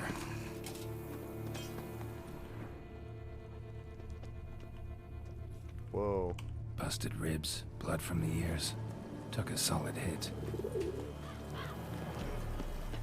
Throat torn open by man-like jaws. Could be a werewolf. Man-like, except for long fangs. Vampire. Massacred by a vampire. Yep. Not an Ekimara, though. Or a Fletter. Bruxa. Gotta be. Killed with a single blow.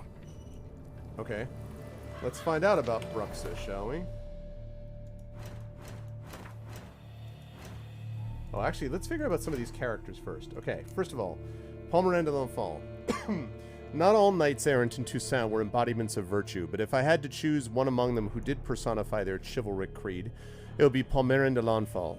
He is all the more admirable for the fact that years ago he was no stranger to the pleasures of eating, drinking, and making merry in a variety of fashions. With time, however, he abandoned vice and drew closer to the knightly ideal. Geralt realized this when Palmerin came to him as an envoy from Anna Henrietta. The old-fashioned and somewhat naive knight immediately made a good impression on him, for while he did take formalities and courtesies a tad too seriously, he was anything but pompous or grandiose. Melton de Peyrac-Peyron was a baron for Toussaint and a member of Anna Henrietta's inner circle of knights. This good-humored nobleman never met an overloaded banquet table he failed to unload of its burdens, yet nor did he ever shirk a fight against heavily armed bandits or any other enemies of the duchy. Geralt had met Melton years ago under very peculiar circumstances that deserve to be recounted properly and at length. Their roads crossed again when Melton came to the Witcher as the Duchess' envoy to ask our Hare to journey with him to Toussaint. Guillaume de l'Enfant was the very model of a knight-errant, the placard boy for Toussaint, if you will. He also looked like Fabio. When Geralt first met the young man, he was valiantly tilting at a windmill, which, to be fair, turned out to be hiding a ferocious giant. That's cute. And Anna Henrietta. If this world has ever known a ruler who enjoyed the absolute admiration of her subjects without the need for systematic repression or a particularly cruel hangman, it was, without a doubt, the sovereign of Toussaint, Duchess Anna Henrietta. Called Henrietta by those who knew her well, she was the widow of the late lamented Duke Raymond and one-time lover of a very famous and talented artist who would prefer to remain anonymous. A few years prior, when the Witcher and a band of friends were visiting Toussaint, Anna Henrietta had had the pleasure of meeting Geralt of Rivia. When a mysterious beast began attacking her courtiers, the Duchess thus knew exactly whom to summon. Alright. The Beast of Beauclair. Eyewitnesses to gruesome monster attacks always have a hard time describing the creature in question. The beasts move quickly and often attack at night, while the witnesses are terrified and primarily concerned with fleeing for their lives. As a result, Witchers quite often have no inkling what creature they face until they find tracks or otherwise establish something for themselves. Such was the case with the beast tormenting Beauclair. Geralt knew it was deadly, elusive, and fiendishly clever. Everything else he heard was clearly the product of imaginations fed by fear of a dangerous predator. In before that turns out not to be the case. And a royal wyvern, or actually royal wyvern, as I've now learned you can pronounce it. The Witcher thus knew this beast to be much stronger and more resilient than a normal wyvern. Even one blow from it could kill, which is why he would need to avoid its charge at all costs. He would also be wise to force it to the ground with his crossbow or a bomb whenever it tried to fly into the air and hurtle down in a deadly dive. Or just kill it directly, which is what he ultimately did. See, I didn't catch up on these. Skurvers. My god, it looks like the Joker boss from the end of Arkham Asylum. Thought it was just a pile of rotten meat till it started to move. Tybalt from Beauclair. Skurvers are rot fiends' larger cousins. The bodies of these hideous, vaguely humanoid creatures are covered with rotten scraps of flesh under which lurk even more rotten muscles stretched around a strong, flexible skeleton. Skurvers, which feed on old, rotting corpses, prefer to make their hunting grounds in abandoned torture sites, forgotten graveyards, and old battlefields. They are very aggressive, and although they feed on corpses, if they come across a living person, they are likely to attack. Thus, when wandering near any of the above-mentioned places, one must be especially cautious. Skurvers usually feed underground, but sometimes, when they catch the scent of a human, they crawl to the surface in a matter of seconds and attack their potential prey. While fighting them, one cannot afford to forget about their special bony spines, no, I wouldn't think of it, razor-sharp protuberances sticking out from their skeletons. When a Skurver is near death, the gases and enzymes gathered within its body cause it to explode, flinging these spines out at great speed, turning them into one last deadly weapon in their arsenal. To protect oneself against damage from these spines, one should make prodigious use of the Quen sign.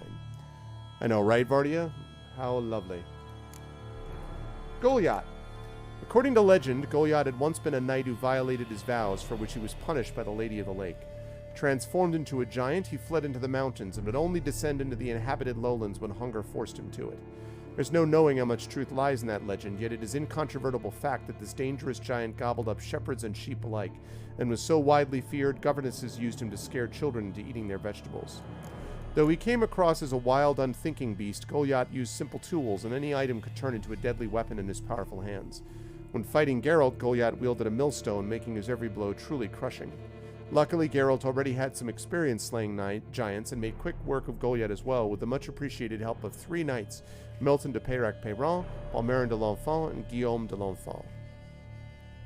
Apparently, yeah, that's right. And vampires. Alright, this is the reason I came here in the first place, actually. Let me get rid of that. I came to see this. Bruxay. If you must travel through the woods, steer clear of any places where you can hear several kinds of birds at once. That sound means you're entering a Brux's territory and can kiss your life farewell. Vulnerable against moon dust, vampire oil, black blood, and Erden. Okay. Fortunately for us all, Bruxay are rare creatures. Most live far from population centers, for they care greatly for their own safety and make their lairs in places where they cannot be taken by surprise. Those who decide to live near men avoid crowds and emerge from their shelters only at night. Yeah, but this thing has been fighting during the day, though. I mean, it just killed a bunch of people in broad daylight. When they do, one could almost mistake them for delayed travelers hurrying towards their night's lodging, yet subtle details give them away. Their close ties to birds, their piercing voices, and the breathtaking speed of their movements. Bruxay are far swifter and stronger than men, but their greatest asset is their ability to turn invisible. Oh, great.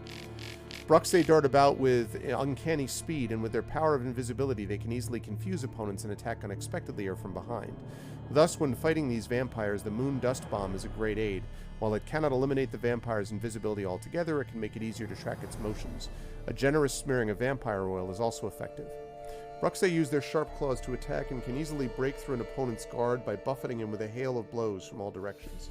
They will try to bite their prey and drink its blood once it is weakened, so every witcher who expects to encounter such a monster should swallow a black blood potion beforehand. Bruxay are also known for their sonic attacks, which knock down and stun their prey. Sound like lovely creatures.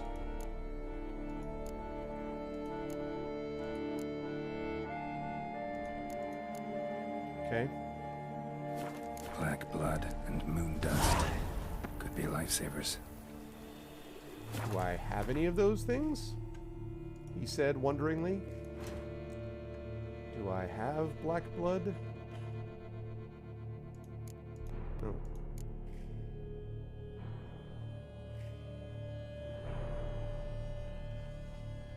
I don't entirely know that I know how to make black blood. I have plenty of vampire oil. Well, actually, I have the ability to make vampire oil. I just need vermilion. And, oh, I need enhanced vampire oil. Alright, well. Do I not have the ability to make enhanced vampire oil, but I have the ability to make superior vampire oil? What the hell?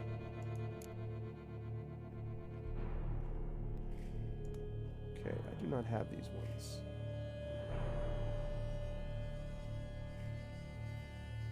Yeah.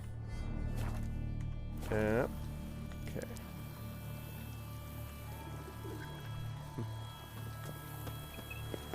See all the birds? In the cellar. Gotta be. Great. Footprints. Small, bare feet. Lead deeper into the cellar. Fell down the stairs. Broke his neck.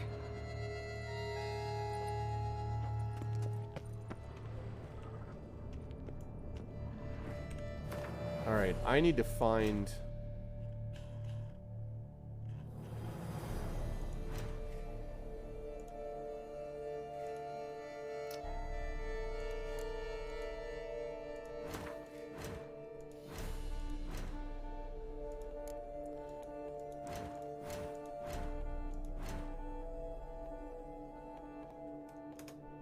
Okay. I need to find... Where the hell? I know, right? I actually wonder if,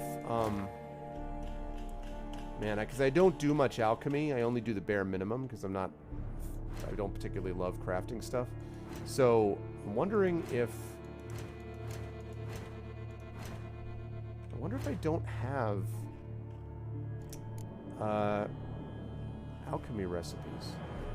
I thought I did, though. I thought I had a bunch of alchemy recipes.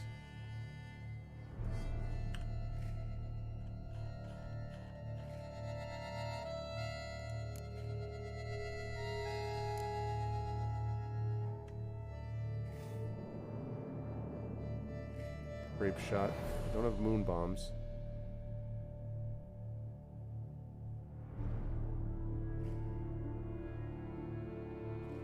I have vampire oil. I do have it where? Oh, yeah, I do. Enhanced black blood. Okay. Okay.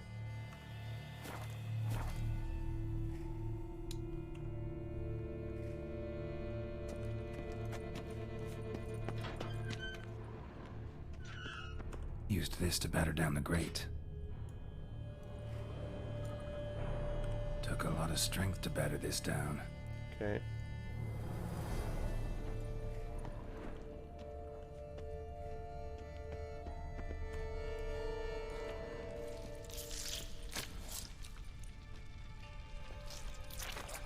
Yep. You. Saw you at the inn. I know what you are. Don't know why you killed these people, though. Clearly wasn't for their blood.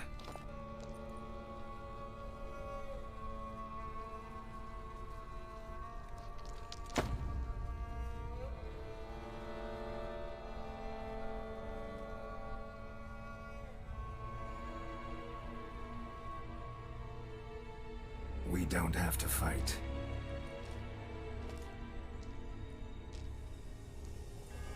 You are wrong.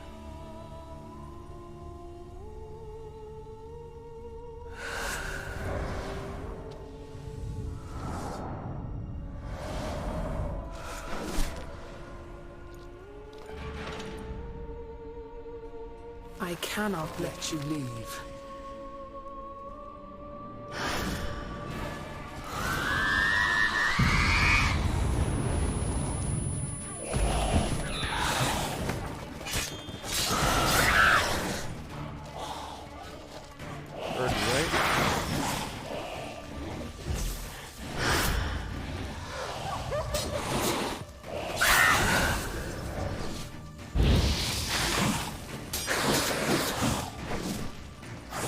Big guy or girl.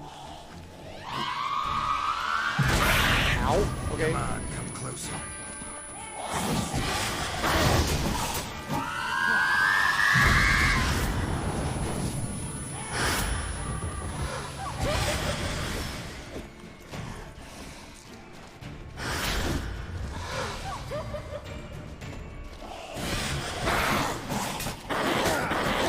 Ow, ow, ow.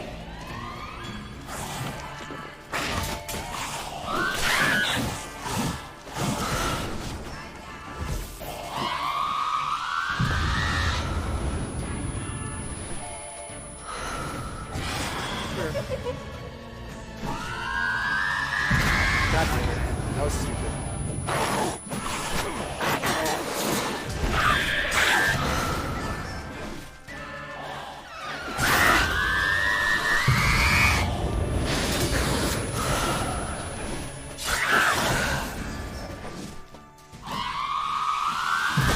Damn it, that was stupid. Stupid.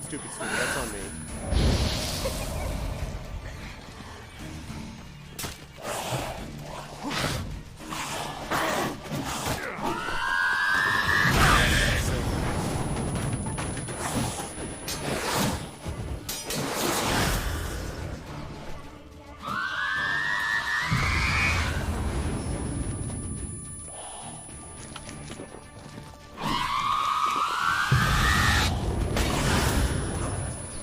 Come on.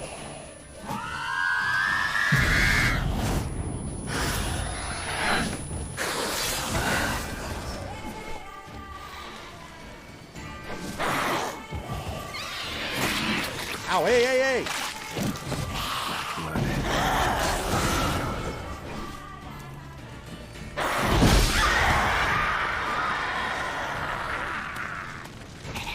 Damn, you're ugly. Killed all these men to get to the body. What was she doing at the table, though? Whew. Not easy. That was a little rough. I got hit way too much by the stun. That was my bad. Yes.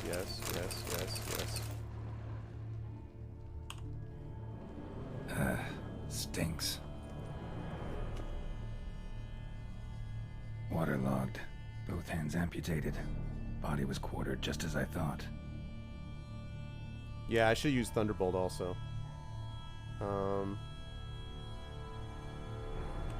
She was paying attention Third to that. hand. A spare. Except it's clearly not the victim's. Guardsmen must have not noticed it as they picked everything up. How's this possible? Thank you, Cullen. Still warm. Blood still flowing. A little close, Several though. monster species can regenerate. Never heard of that happening to their severed limbs, though. Or of their limbs seeming completely alive after so much time. Examine the tissue more closely later. Might learn something.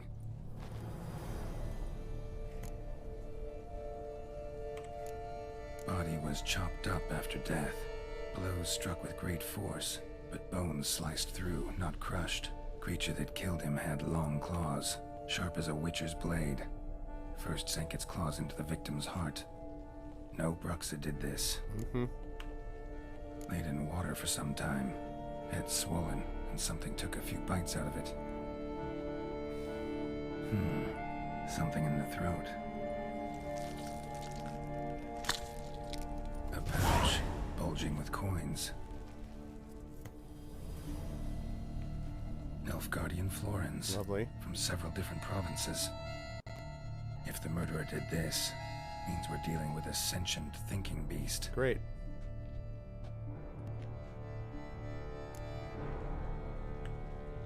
So, murderer was clearly a monster, But not a Bruxa. not a Bruxa. But then why'd the Bruxa come here for the severed hand? And who does the hand belong to? Why the hell's it still warm? It's a hand pyre. Now, pouch shoved down the victim's throat. What's the significance? And why was he chopped up into pieces? Lots of questions, no answers so far. Need to know about the other victims. I'll ask Palmerin to get me in to see the Duchess. Whew. All right, that was a little rough, but worked out. I'm glad I took that that I had the black blood potion. I didn't have. I also could have put vampire oil on the sword. I think I thought of it just now, and I should have considered that because, you know, I mean, I was doing pretty good damage anyway, but I just.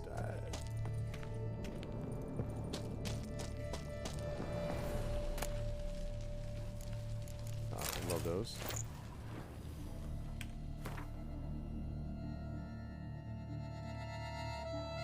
Ah, interesting. Okay, better damage, but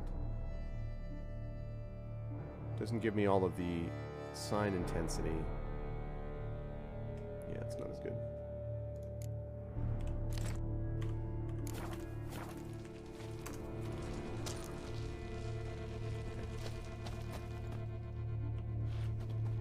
I did use the black blood. I guess it's possible that it wore off during the fight, but I used it when I first got in there, yeah, because I had 4 to begin with, and I have 3 now. I did definitely use it, so I must have run out. Which reminds me, I better get a new potion on there. Or, yeah, because I had the 3 to begin with, so. Yeah, I should have used that. Yeah. I mean, it worked out. I mean, I pulled it off. Part of the problem is that probably my least strong sign is what do you call it, Erden. So when I was throwing Erden down, like, it's just not the thing I focused on. My big thing was Igni, which I used a couple times. And then Ard has become increasingly more, especially against single creatures, part of my arsenal. And Quen, obviously, I was able to use too, but... So, yeah. Oh, I did that already. Okay, I got that.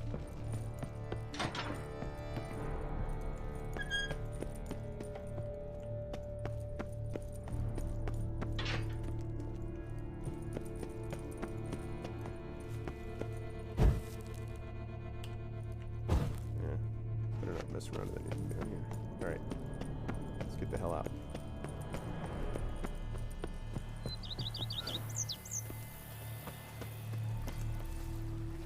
Okay, Roach. Roach is just eating some grass. He's just like, hey, what's up? Okay. So we have about 40 minutes left or so, 35, 40 minutes left. So this is a chance for me to say welcome again to folks who came in late to episode 234 of Pen and Pixels. I am your host, Arvin Elleron. This is a show that focuses on story and narrative in games here every Tuesday from 4 to 7 p.m. Eastern. If you like what you see in here, please follow us here on GGCom. Please sub to us here on GGCom. And please click through and follow and sub on our own channels, individual channels as well, because we do stuff, most of us do stuff over there also. I am going to be giving away at 7 p.m. Eastern, so about 40 minutes from now, 35 minutes from now, I'm going to be giving way to Mr. Blackheart, who is going to be continuing with Neon Abyss, is going to be playing some of that. And then just as a quick note, if anyone is interested in a very different feel and wants to watch a very talented voice acting team, which we call the Arvocalists on my channel, play a little Paper Mario Origami King, the new game which is out, you can stop by my channel, though I won't talk any more about it because, of course, that is made by the company Blendo. And not in any way associated with this stuff. So, but you should stick around and watch Blackheart until he's done. And then after that, I think that's all for us for today. So I'm just letting you know. Yeah. Roach is just eating some dead people. Exactly.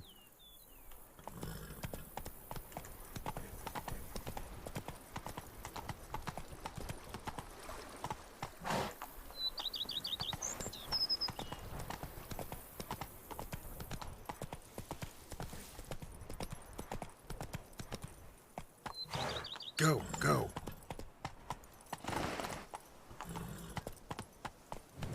Oh, well, thank you, Baka. I appreciate the kind words, and thank you for participating and for coming up with the baddest ass pun of muttony for sheep, which was quality pun. Thank you. Don't be a stranger. Come on. Oh, okay, Kilgore, cool. Aha! It's the... Whoa. The arena.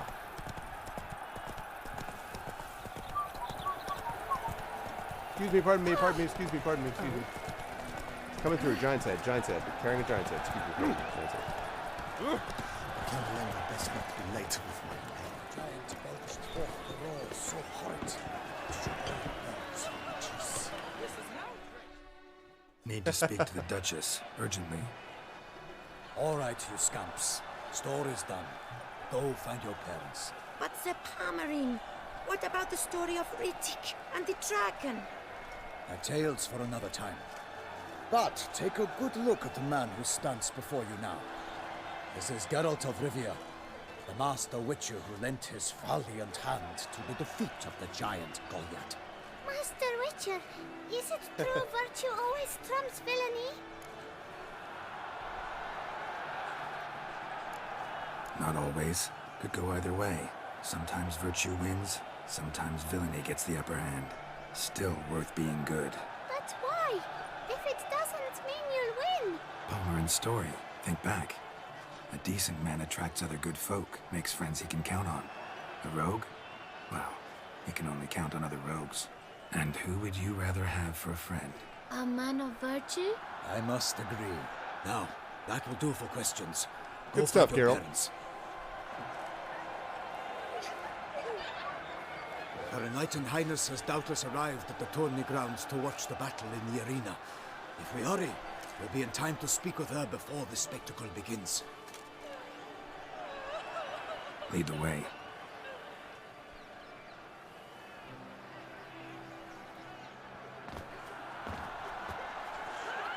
Who's fighting? Nilfgaardian gladiators? Close, but not quite. As you will soon see. Someone's gonna fight a Shaelmar? With only some bells on its tail to confuse it, slow it down? Whatever is the problem? The beast is a gift from the Emperor, no less.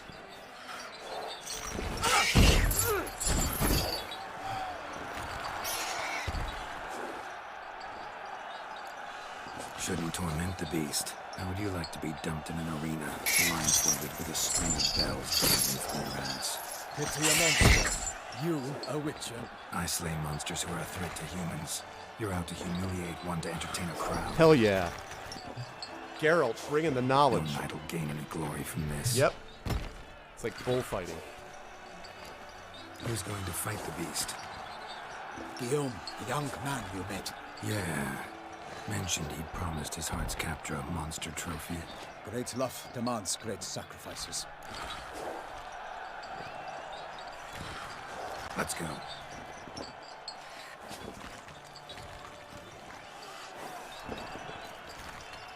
Yeah, I mean, like, Guillaume, man. Guillaume is he's the poster child for tryhard. Like, really. I predict I'm going to have to jump in to save him again.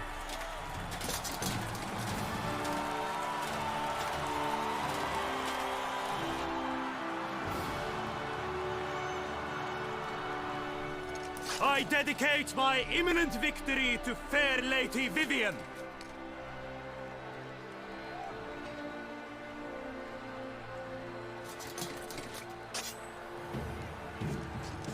It's begun. The fight shall have to end first. We must wait.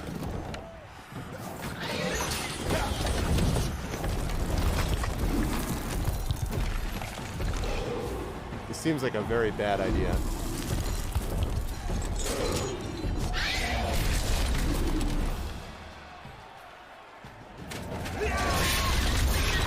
Got a bad feeling about this.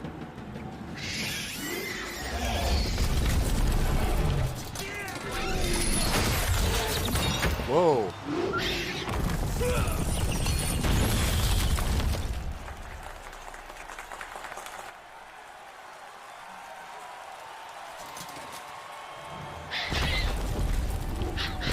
Oh my god, dude. Damn it. Turn around, bro.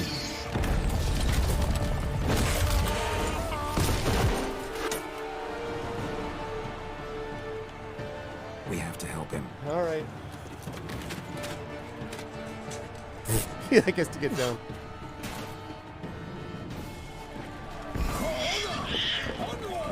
Gotta keep it down. But lightning, the beast heaved its powder. It's knocked into earth. And down came the Witcher in one mighty bound to give fight to the beast.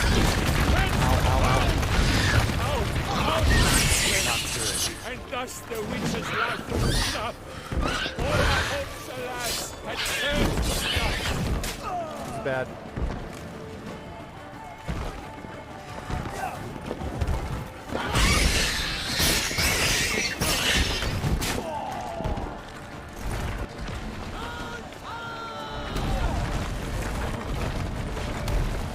Dude, watch out, Baron Palmer and what's his face? I'm not doing anything to this dude. Wait a second. I'm not doing any damage to this dude at all. Alright. What have I got for oils against this thing? Actually, wait. Give me a bestiary.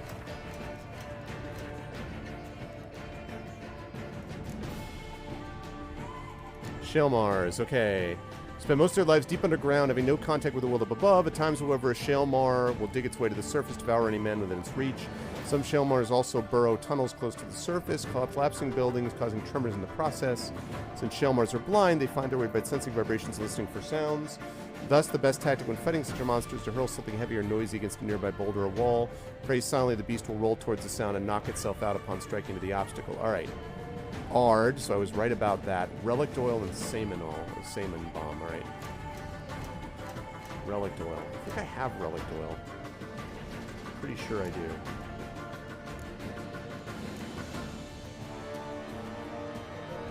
Don't I? I sworn I had relic oil.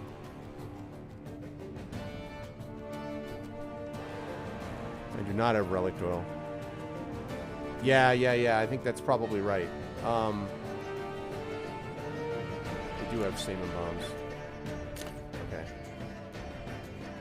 Alright, who was talking to me about Thunderbolt? I'm going to use black blood for this. What the hell is Thunderbolt? Is that it? What the hell does Thunderbolt look like? Damn it.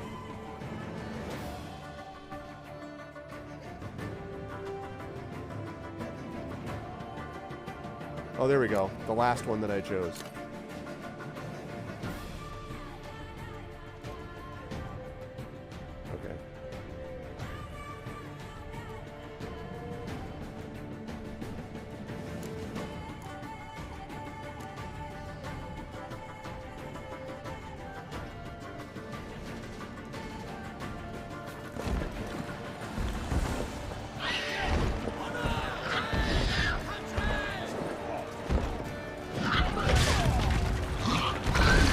hey! No, I don't want him to die. No.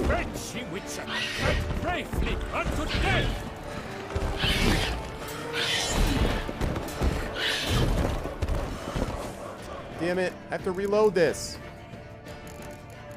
Shoot. God damn it. He's fine, yeah.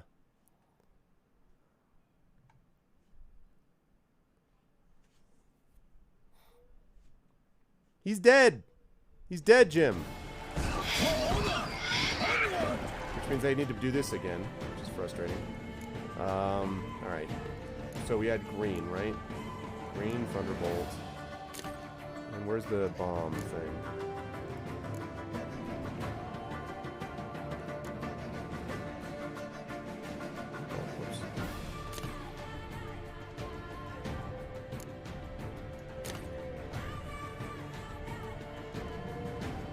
Gotta keep it down. Alas, for nightly, the beast feeds from our girth. Let loose all down came the Witcher in one mighty pound. Give fight to the beast. Hands confound. The fate of the beast. Ah, I hit you a lot that time. Soon the Witcher shall triumph against all odds.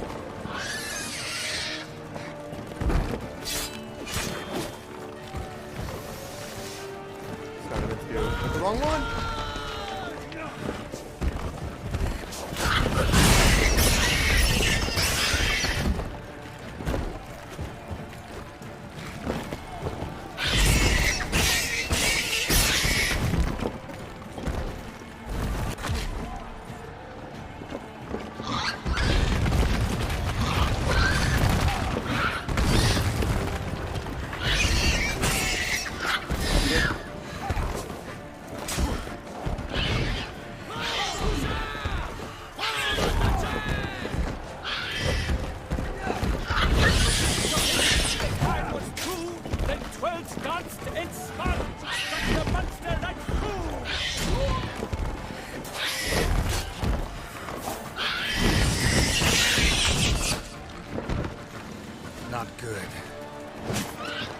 I don't even remember how to shoot bombs.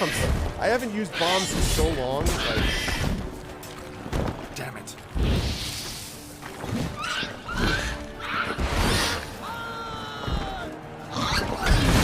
Ow.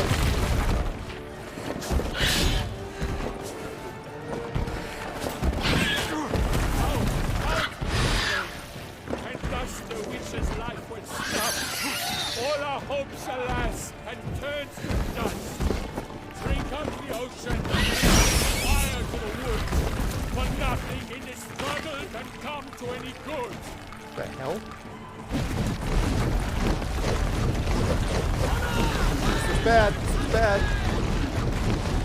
Hey, Baron, why don't you get away from there, bro?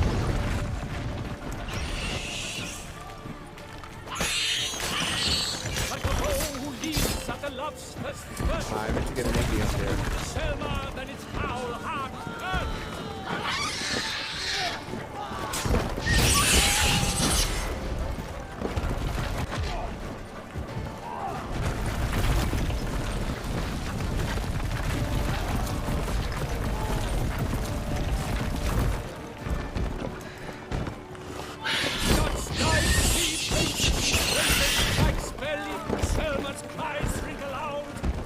transforms into jelly.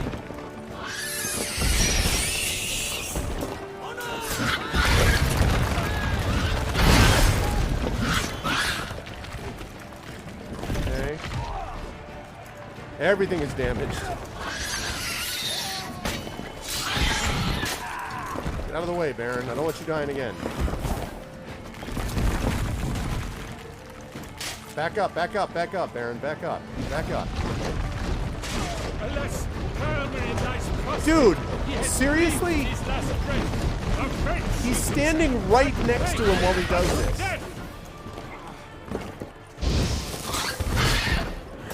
Please tell me that he doesn't... Okay, does he survive? Because... They better worry about me surviving.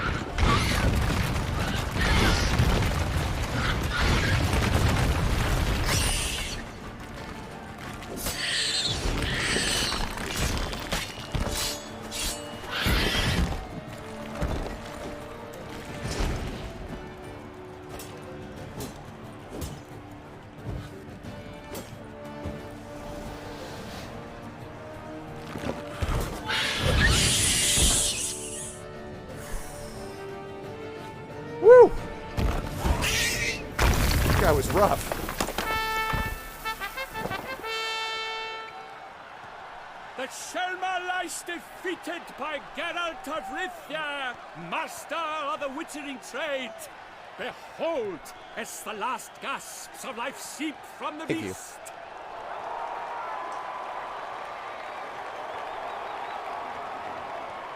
I'm like, you all suck. Master Geralt, do what you must. Finish the deed! Nope. Monster's no threat. No need to kill it. A victor may always show mercy. It is his right. Long live Geralt the Merciful! Pikeman, see to the beast.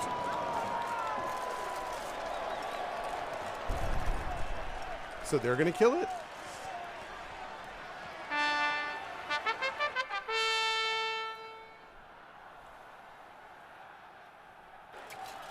Forgive me. I am not as nimble as in my younger years. You fought bravely. Thanks for your help. Next time, don't stand to him when he's burying and throwing a bunch of rocks out. And as for you, Guillaume, the lad came damned close to dying. I'm XP Pen animation stream? not hurt at all. Vivian? Smile as befits a hero and keep silent. Speech clearly pains you. She approaches.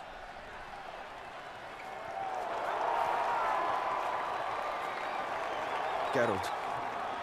We must talk. Vivian. You shall talk Oh. later in the medic stand. Yeah, we came up with that Geralt, idea because of magnificent, focus. breathtaking. Your Grace. We knew that to summon you was a brilliant idea. We are delighted, ravished to have struck upon you. Ravished. And I'm truly honored. See to our young hero. Hop, hop. For we must make off with Geralt. We should talk. We had been long awaiting your arrival. Had nearly lost hope. Then suddenly, that entrance, so spectacular. Not a good idea. Your Grace. Shaelmars are dangerous creatures, even to knights in full plate armor. Nonsense. In Toussaint, knights have battled beasts for mere glory since time immemorial. True. Guillaume suffered a few bumps, scars, and bruises, but in return gained eternal glory as he who slew the monster. I think I slew the monster? What about the crowd? Say the Shaelmar had vaulted into the stands. Would have been a massacre. Geralt, though we value your fortuitous intervention in the arena, we would remind you your services have been retained, and as shall soon become clear, you will be generously compensated for completing another task altogether. Which is a nice way of saying shut up. Your Grace, my contract. I'd like to discuss it. Naturally, but not here. We shall need Damien. He led the investigation pending your arrival. But whatever could he be? Come, we must find him.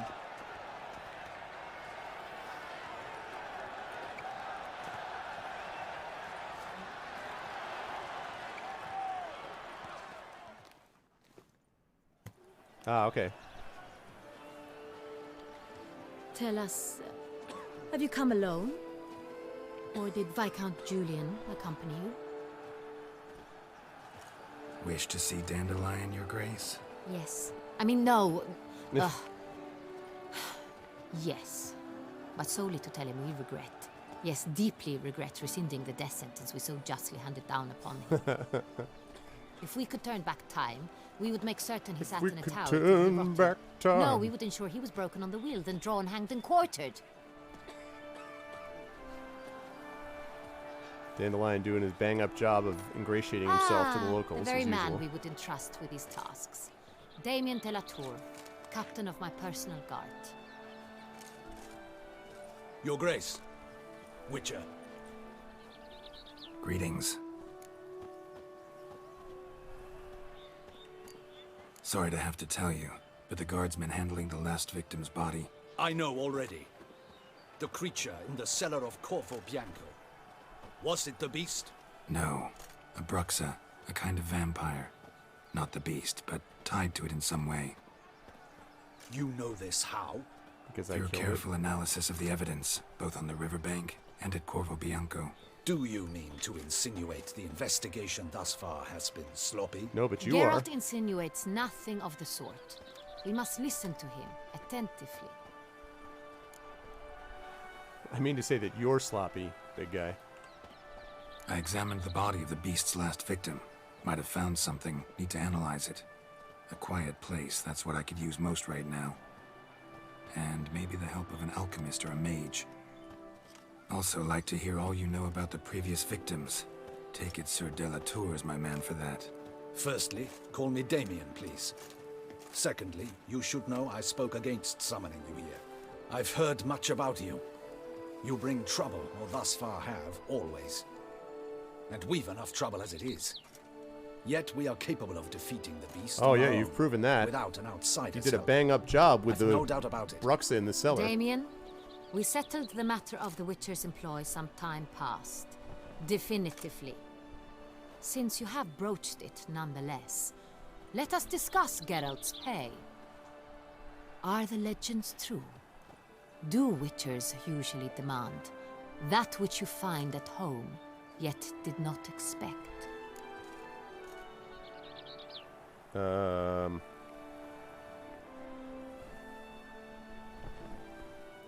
think I'll play the, I don't know. Not quite, Your Grace. Law of surprise, it's something we invoke at times, but rarely. Usually we just take gold. Disappointing. This law sounds rather romantic. On the other hand, on returning to the palace, we would likely find impatient petitioners or a set of sample fabrics for a new dress. Poor rewards, both. I fear you'd not have much use for any of the surprises we are likely to come upon. Thus, we've decided you shall receive the deed to a vineyard, Corvo Bianco, and a sum of coin. You will doubtless consider this adequate. Title to the vineyard shall be given to you at once. Surely you'll need lodgings while you hunt. The coin, however, will be yours only once you have slain the beast. Well, I got a vineyard. Lovely, generous gesture, Your Grace. Corvo Bianco. Isn't it the Duchy's temporary morgue? Is it now? The Chancellery's bungled things again, we fear. Not to be left unsupervised for one instant. Yet, in its mood, a morgue should present minimal problems to a Witcher. What's more, nothing enhances a wine's reputation better than a grim legend. Thank you, Your Grace. I accept the contract, of course. But as I said before, I'll need some information. Tell me about the beast's second victim. Second murder. Tell me what you know. In the city, there are certain nooks. No one reasonable ventures there after dark. Ramon Dulac's corpse was found in one such place. With the first murder, terror gripped the city. Its inhabitants grew wary, kept to safe areas. Consequently, news of the second victim came to us from a group of concerned cut-purses. Criminals fear the beast? Telling in a way. Take it you've excluded the possibility that Ramon died at the hands of these bandits. Do you believe me an amateur? Not hands, but claws killed Ramon Dulac. The wound was deep, clean. His body was found in the gutter, dressed in nightshirt and cap, a pillow placed under his head, and his sword replaced by a bed warmer. Ramon Dulac, a knight who but a dozen years past was an advisor to our father, the Duke. Someone went to a lot of trouble to make him look ridiculous. Maybe revenge was the motive. It's not out of the question. Dulac had shady dealings with the criminal underworld, but no one ever came forth with concrete proof of any misdoings. Okay, what about his first victim? How'd it start? Who was the first victim? Crespi was the first to die. He was famed once for his many glorious tournament victories. Then he grew old, hung up his sword, and took to winemaking. This might be an ex-knight. Crespi was not loved by that the did this. wine merchants. He was ruthless in business and thought to cheat many a time. He asked us for a dispensation from all court ceremonies. We did not grant it. We could not. Once you've taken the oath of a knight, you remain a knight till death. How'd he die? Where'd they find the body? Quite unusual, the circumstance. He was at a feast when suddenly one of his fellow feastgoers noticed he was missing. The town watch found him an hour later. On his hands and knees, propped against the town pillory, his sword hanging from his neck. He had died of wounds inflicted with claws, not a weapon. Blows of great Oh, my pleasure. force. Thanks, Games for So 5. he died suddenly, but the body was on its knees, meaning someone posed it. So it seems. Both older knights. So, first 2 victims were knights, best years behind them. The same could be said of the third. Sir Delacroix was wont to claim that in modern times knights face new challenges, enterprise being the latest addition to the chivalric virtues. He made a veritable fortune in the grain trade. Palmerin even nicknamed him Sir de la Stinchi. Found a coin pouch on his body. Contained florins dating from various times, hailing from different provinces of the Empire. Delacroix loved coin, true, but had no patience for numismatics. Lots of similarities between the victims. All the bodies were found in strange places under extraordinary circumstances. Seems the murderer, whoever or whatever it is, has some meaning to convey. These were honorable men. I think that dude's the murderer. Horrified Calling it by right the now. disdain, the disrespect with which they were treated. These were knights of Toussaint. Blast it. Might be the point. From what you say, none was a model of virtue. Ever considered that's what the beast's trying to draw attention to? I bet this dude All is the the beast with murdered men were mustache. knights who swore fealty to the 5 chivalric virtues. And even if the Knights of Toussaint swear fealty to what virtues exactly? honor, wisdom, generosity, valor, and compassion. 5 virtues. Why are they so important to your knights? Strange question. Your Grace, forgive me. I'm a foreigner trying to understand another land's customs. You are forgiven. According to legend, the virtues we cultivate were bestowed upon us by the Lady of the Lake. How we truly came to espouse them, none remember. In Toussaint, we believe men of low birth should be simple-hearted and obedient. We expect much more, however, of our knights. They are to be soldiers and courtiers, lords and servants. Thus, the need for clear moral guidelines. At the time of his dubbing, a knight vows to demonstrate throughout his life honor, wisdom, generosity, valor, and compassion. Beast seems to be pointing up moral decay, denouncing it. Victims were all humiliated. Might have been murdered to emphasize their lack of specific chivalric virtues. Honor compromised by the pillory. Wisdom by ridicule. Generosity by a coin pouch shoved down a throat. It seems to fit, true, though not perfectly. Can't discount the theory if it's on the lips of everyone in town. Say our reasoning's right. Next murder will be just as showy and denounce the victim's lack of the 4th virtue, valor. We can also assume that victim will It's be reminding me Melton of Knight. 7 all of a sudden. Let's think. At the moment, all the knights are either at the tourney grounds or in the palace gardens. Our annual hare hunt shall begin there shortly. Have you heard of the custom? Milton mentioned something. Seemed excited to prance around in a bunny costume. Not sure why. Hang on. Strange circumstances. A knight advanced in years. The famed cowardice of rabbits. Could it be that simple? Is Milton de Oh no, Peyrac no, you Peyrain can't take the out next my victim? bro, Milton de Milton Peyrac also Peyrain. knew Delacroix. Told me so down by the river. Damien! To miss something so obvious. De Peyrac Peyrain, Crespi, Delacroix, and Delac formed a knightly team. It was years ago, but They were a team? they were close friends, tightly knit, and as such earned the trust of our father, the Duke. We often witnessed him turn to them with delicate matters. Later, their paths diverged. Unlikely to be a coincidence. Beast must know it too. It's a lead, I'm sure. Your Grace, we need to find Melton immediately. Rather problematic. You see, the garden entertainments are due to start, and he's disguised as the Hare, hiding somewhere, Exactly waiting part of for the some plan. tipsy courtiers to find him. The Hare's hiding place is a carefully guarded secret. We must call off the game, at once. First and foremost, we must remain calm. Damien, order the garden searched immediately, but discreetly. By no means can we disrupt the festivities. Panic will only incite the beast to strike sooner. And you, Witcher, follow me. My gardens, my night, I shall take the fall. A murder is out of the question. I will not allow it. Not near my palace. Horses? Ready our horses!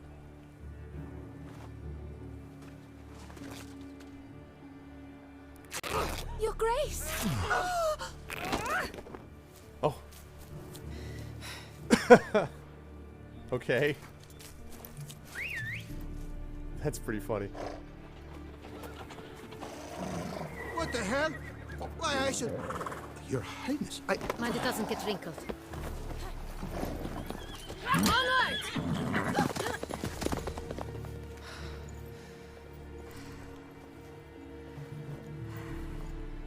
Hey! That is silk! Be careful! Give it to me!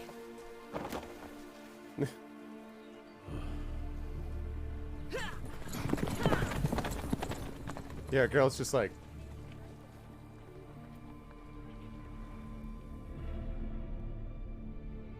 Okay.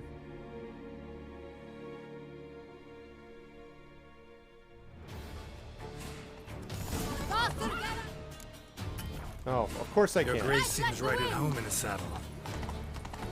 Oh my god, dude. I need to repair stuff. I need to stop because... Get out of my... Hey! Get out the... Hey! Oh. Stupid horse. Oh, man. Is this part of the game?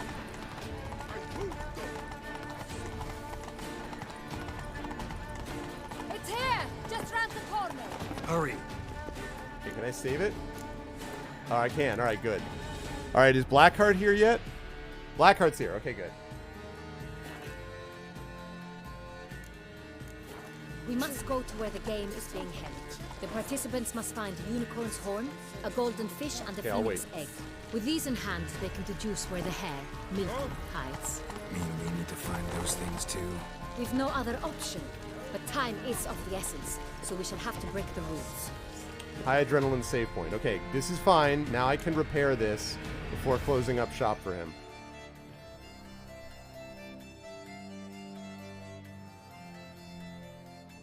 %. All right. There we go.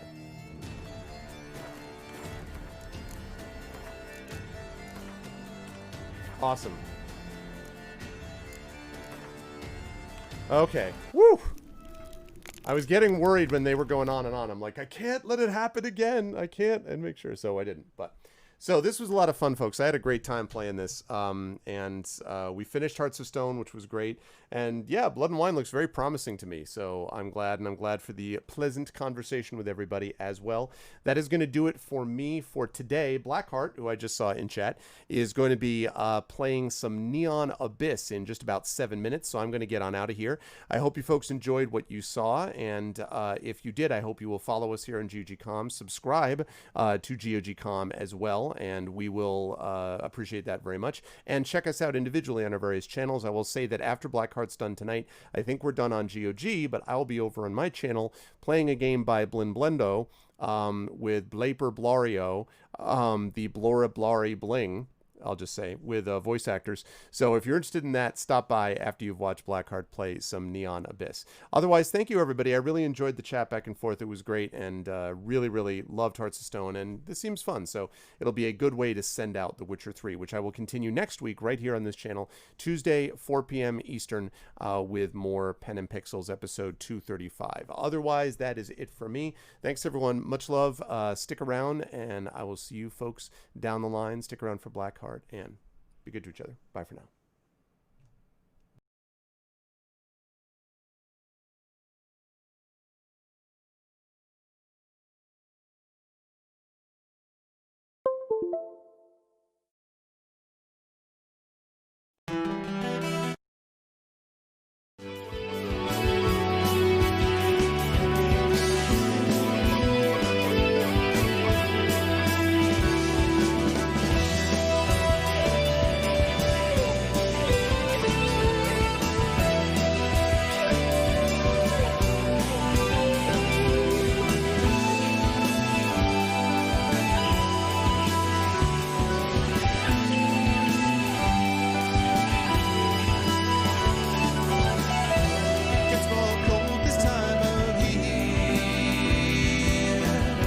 sun is hidden far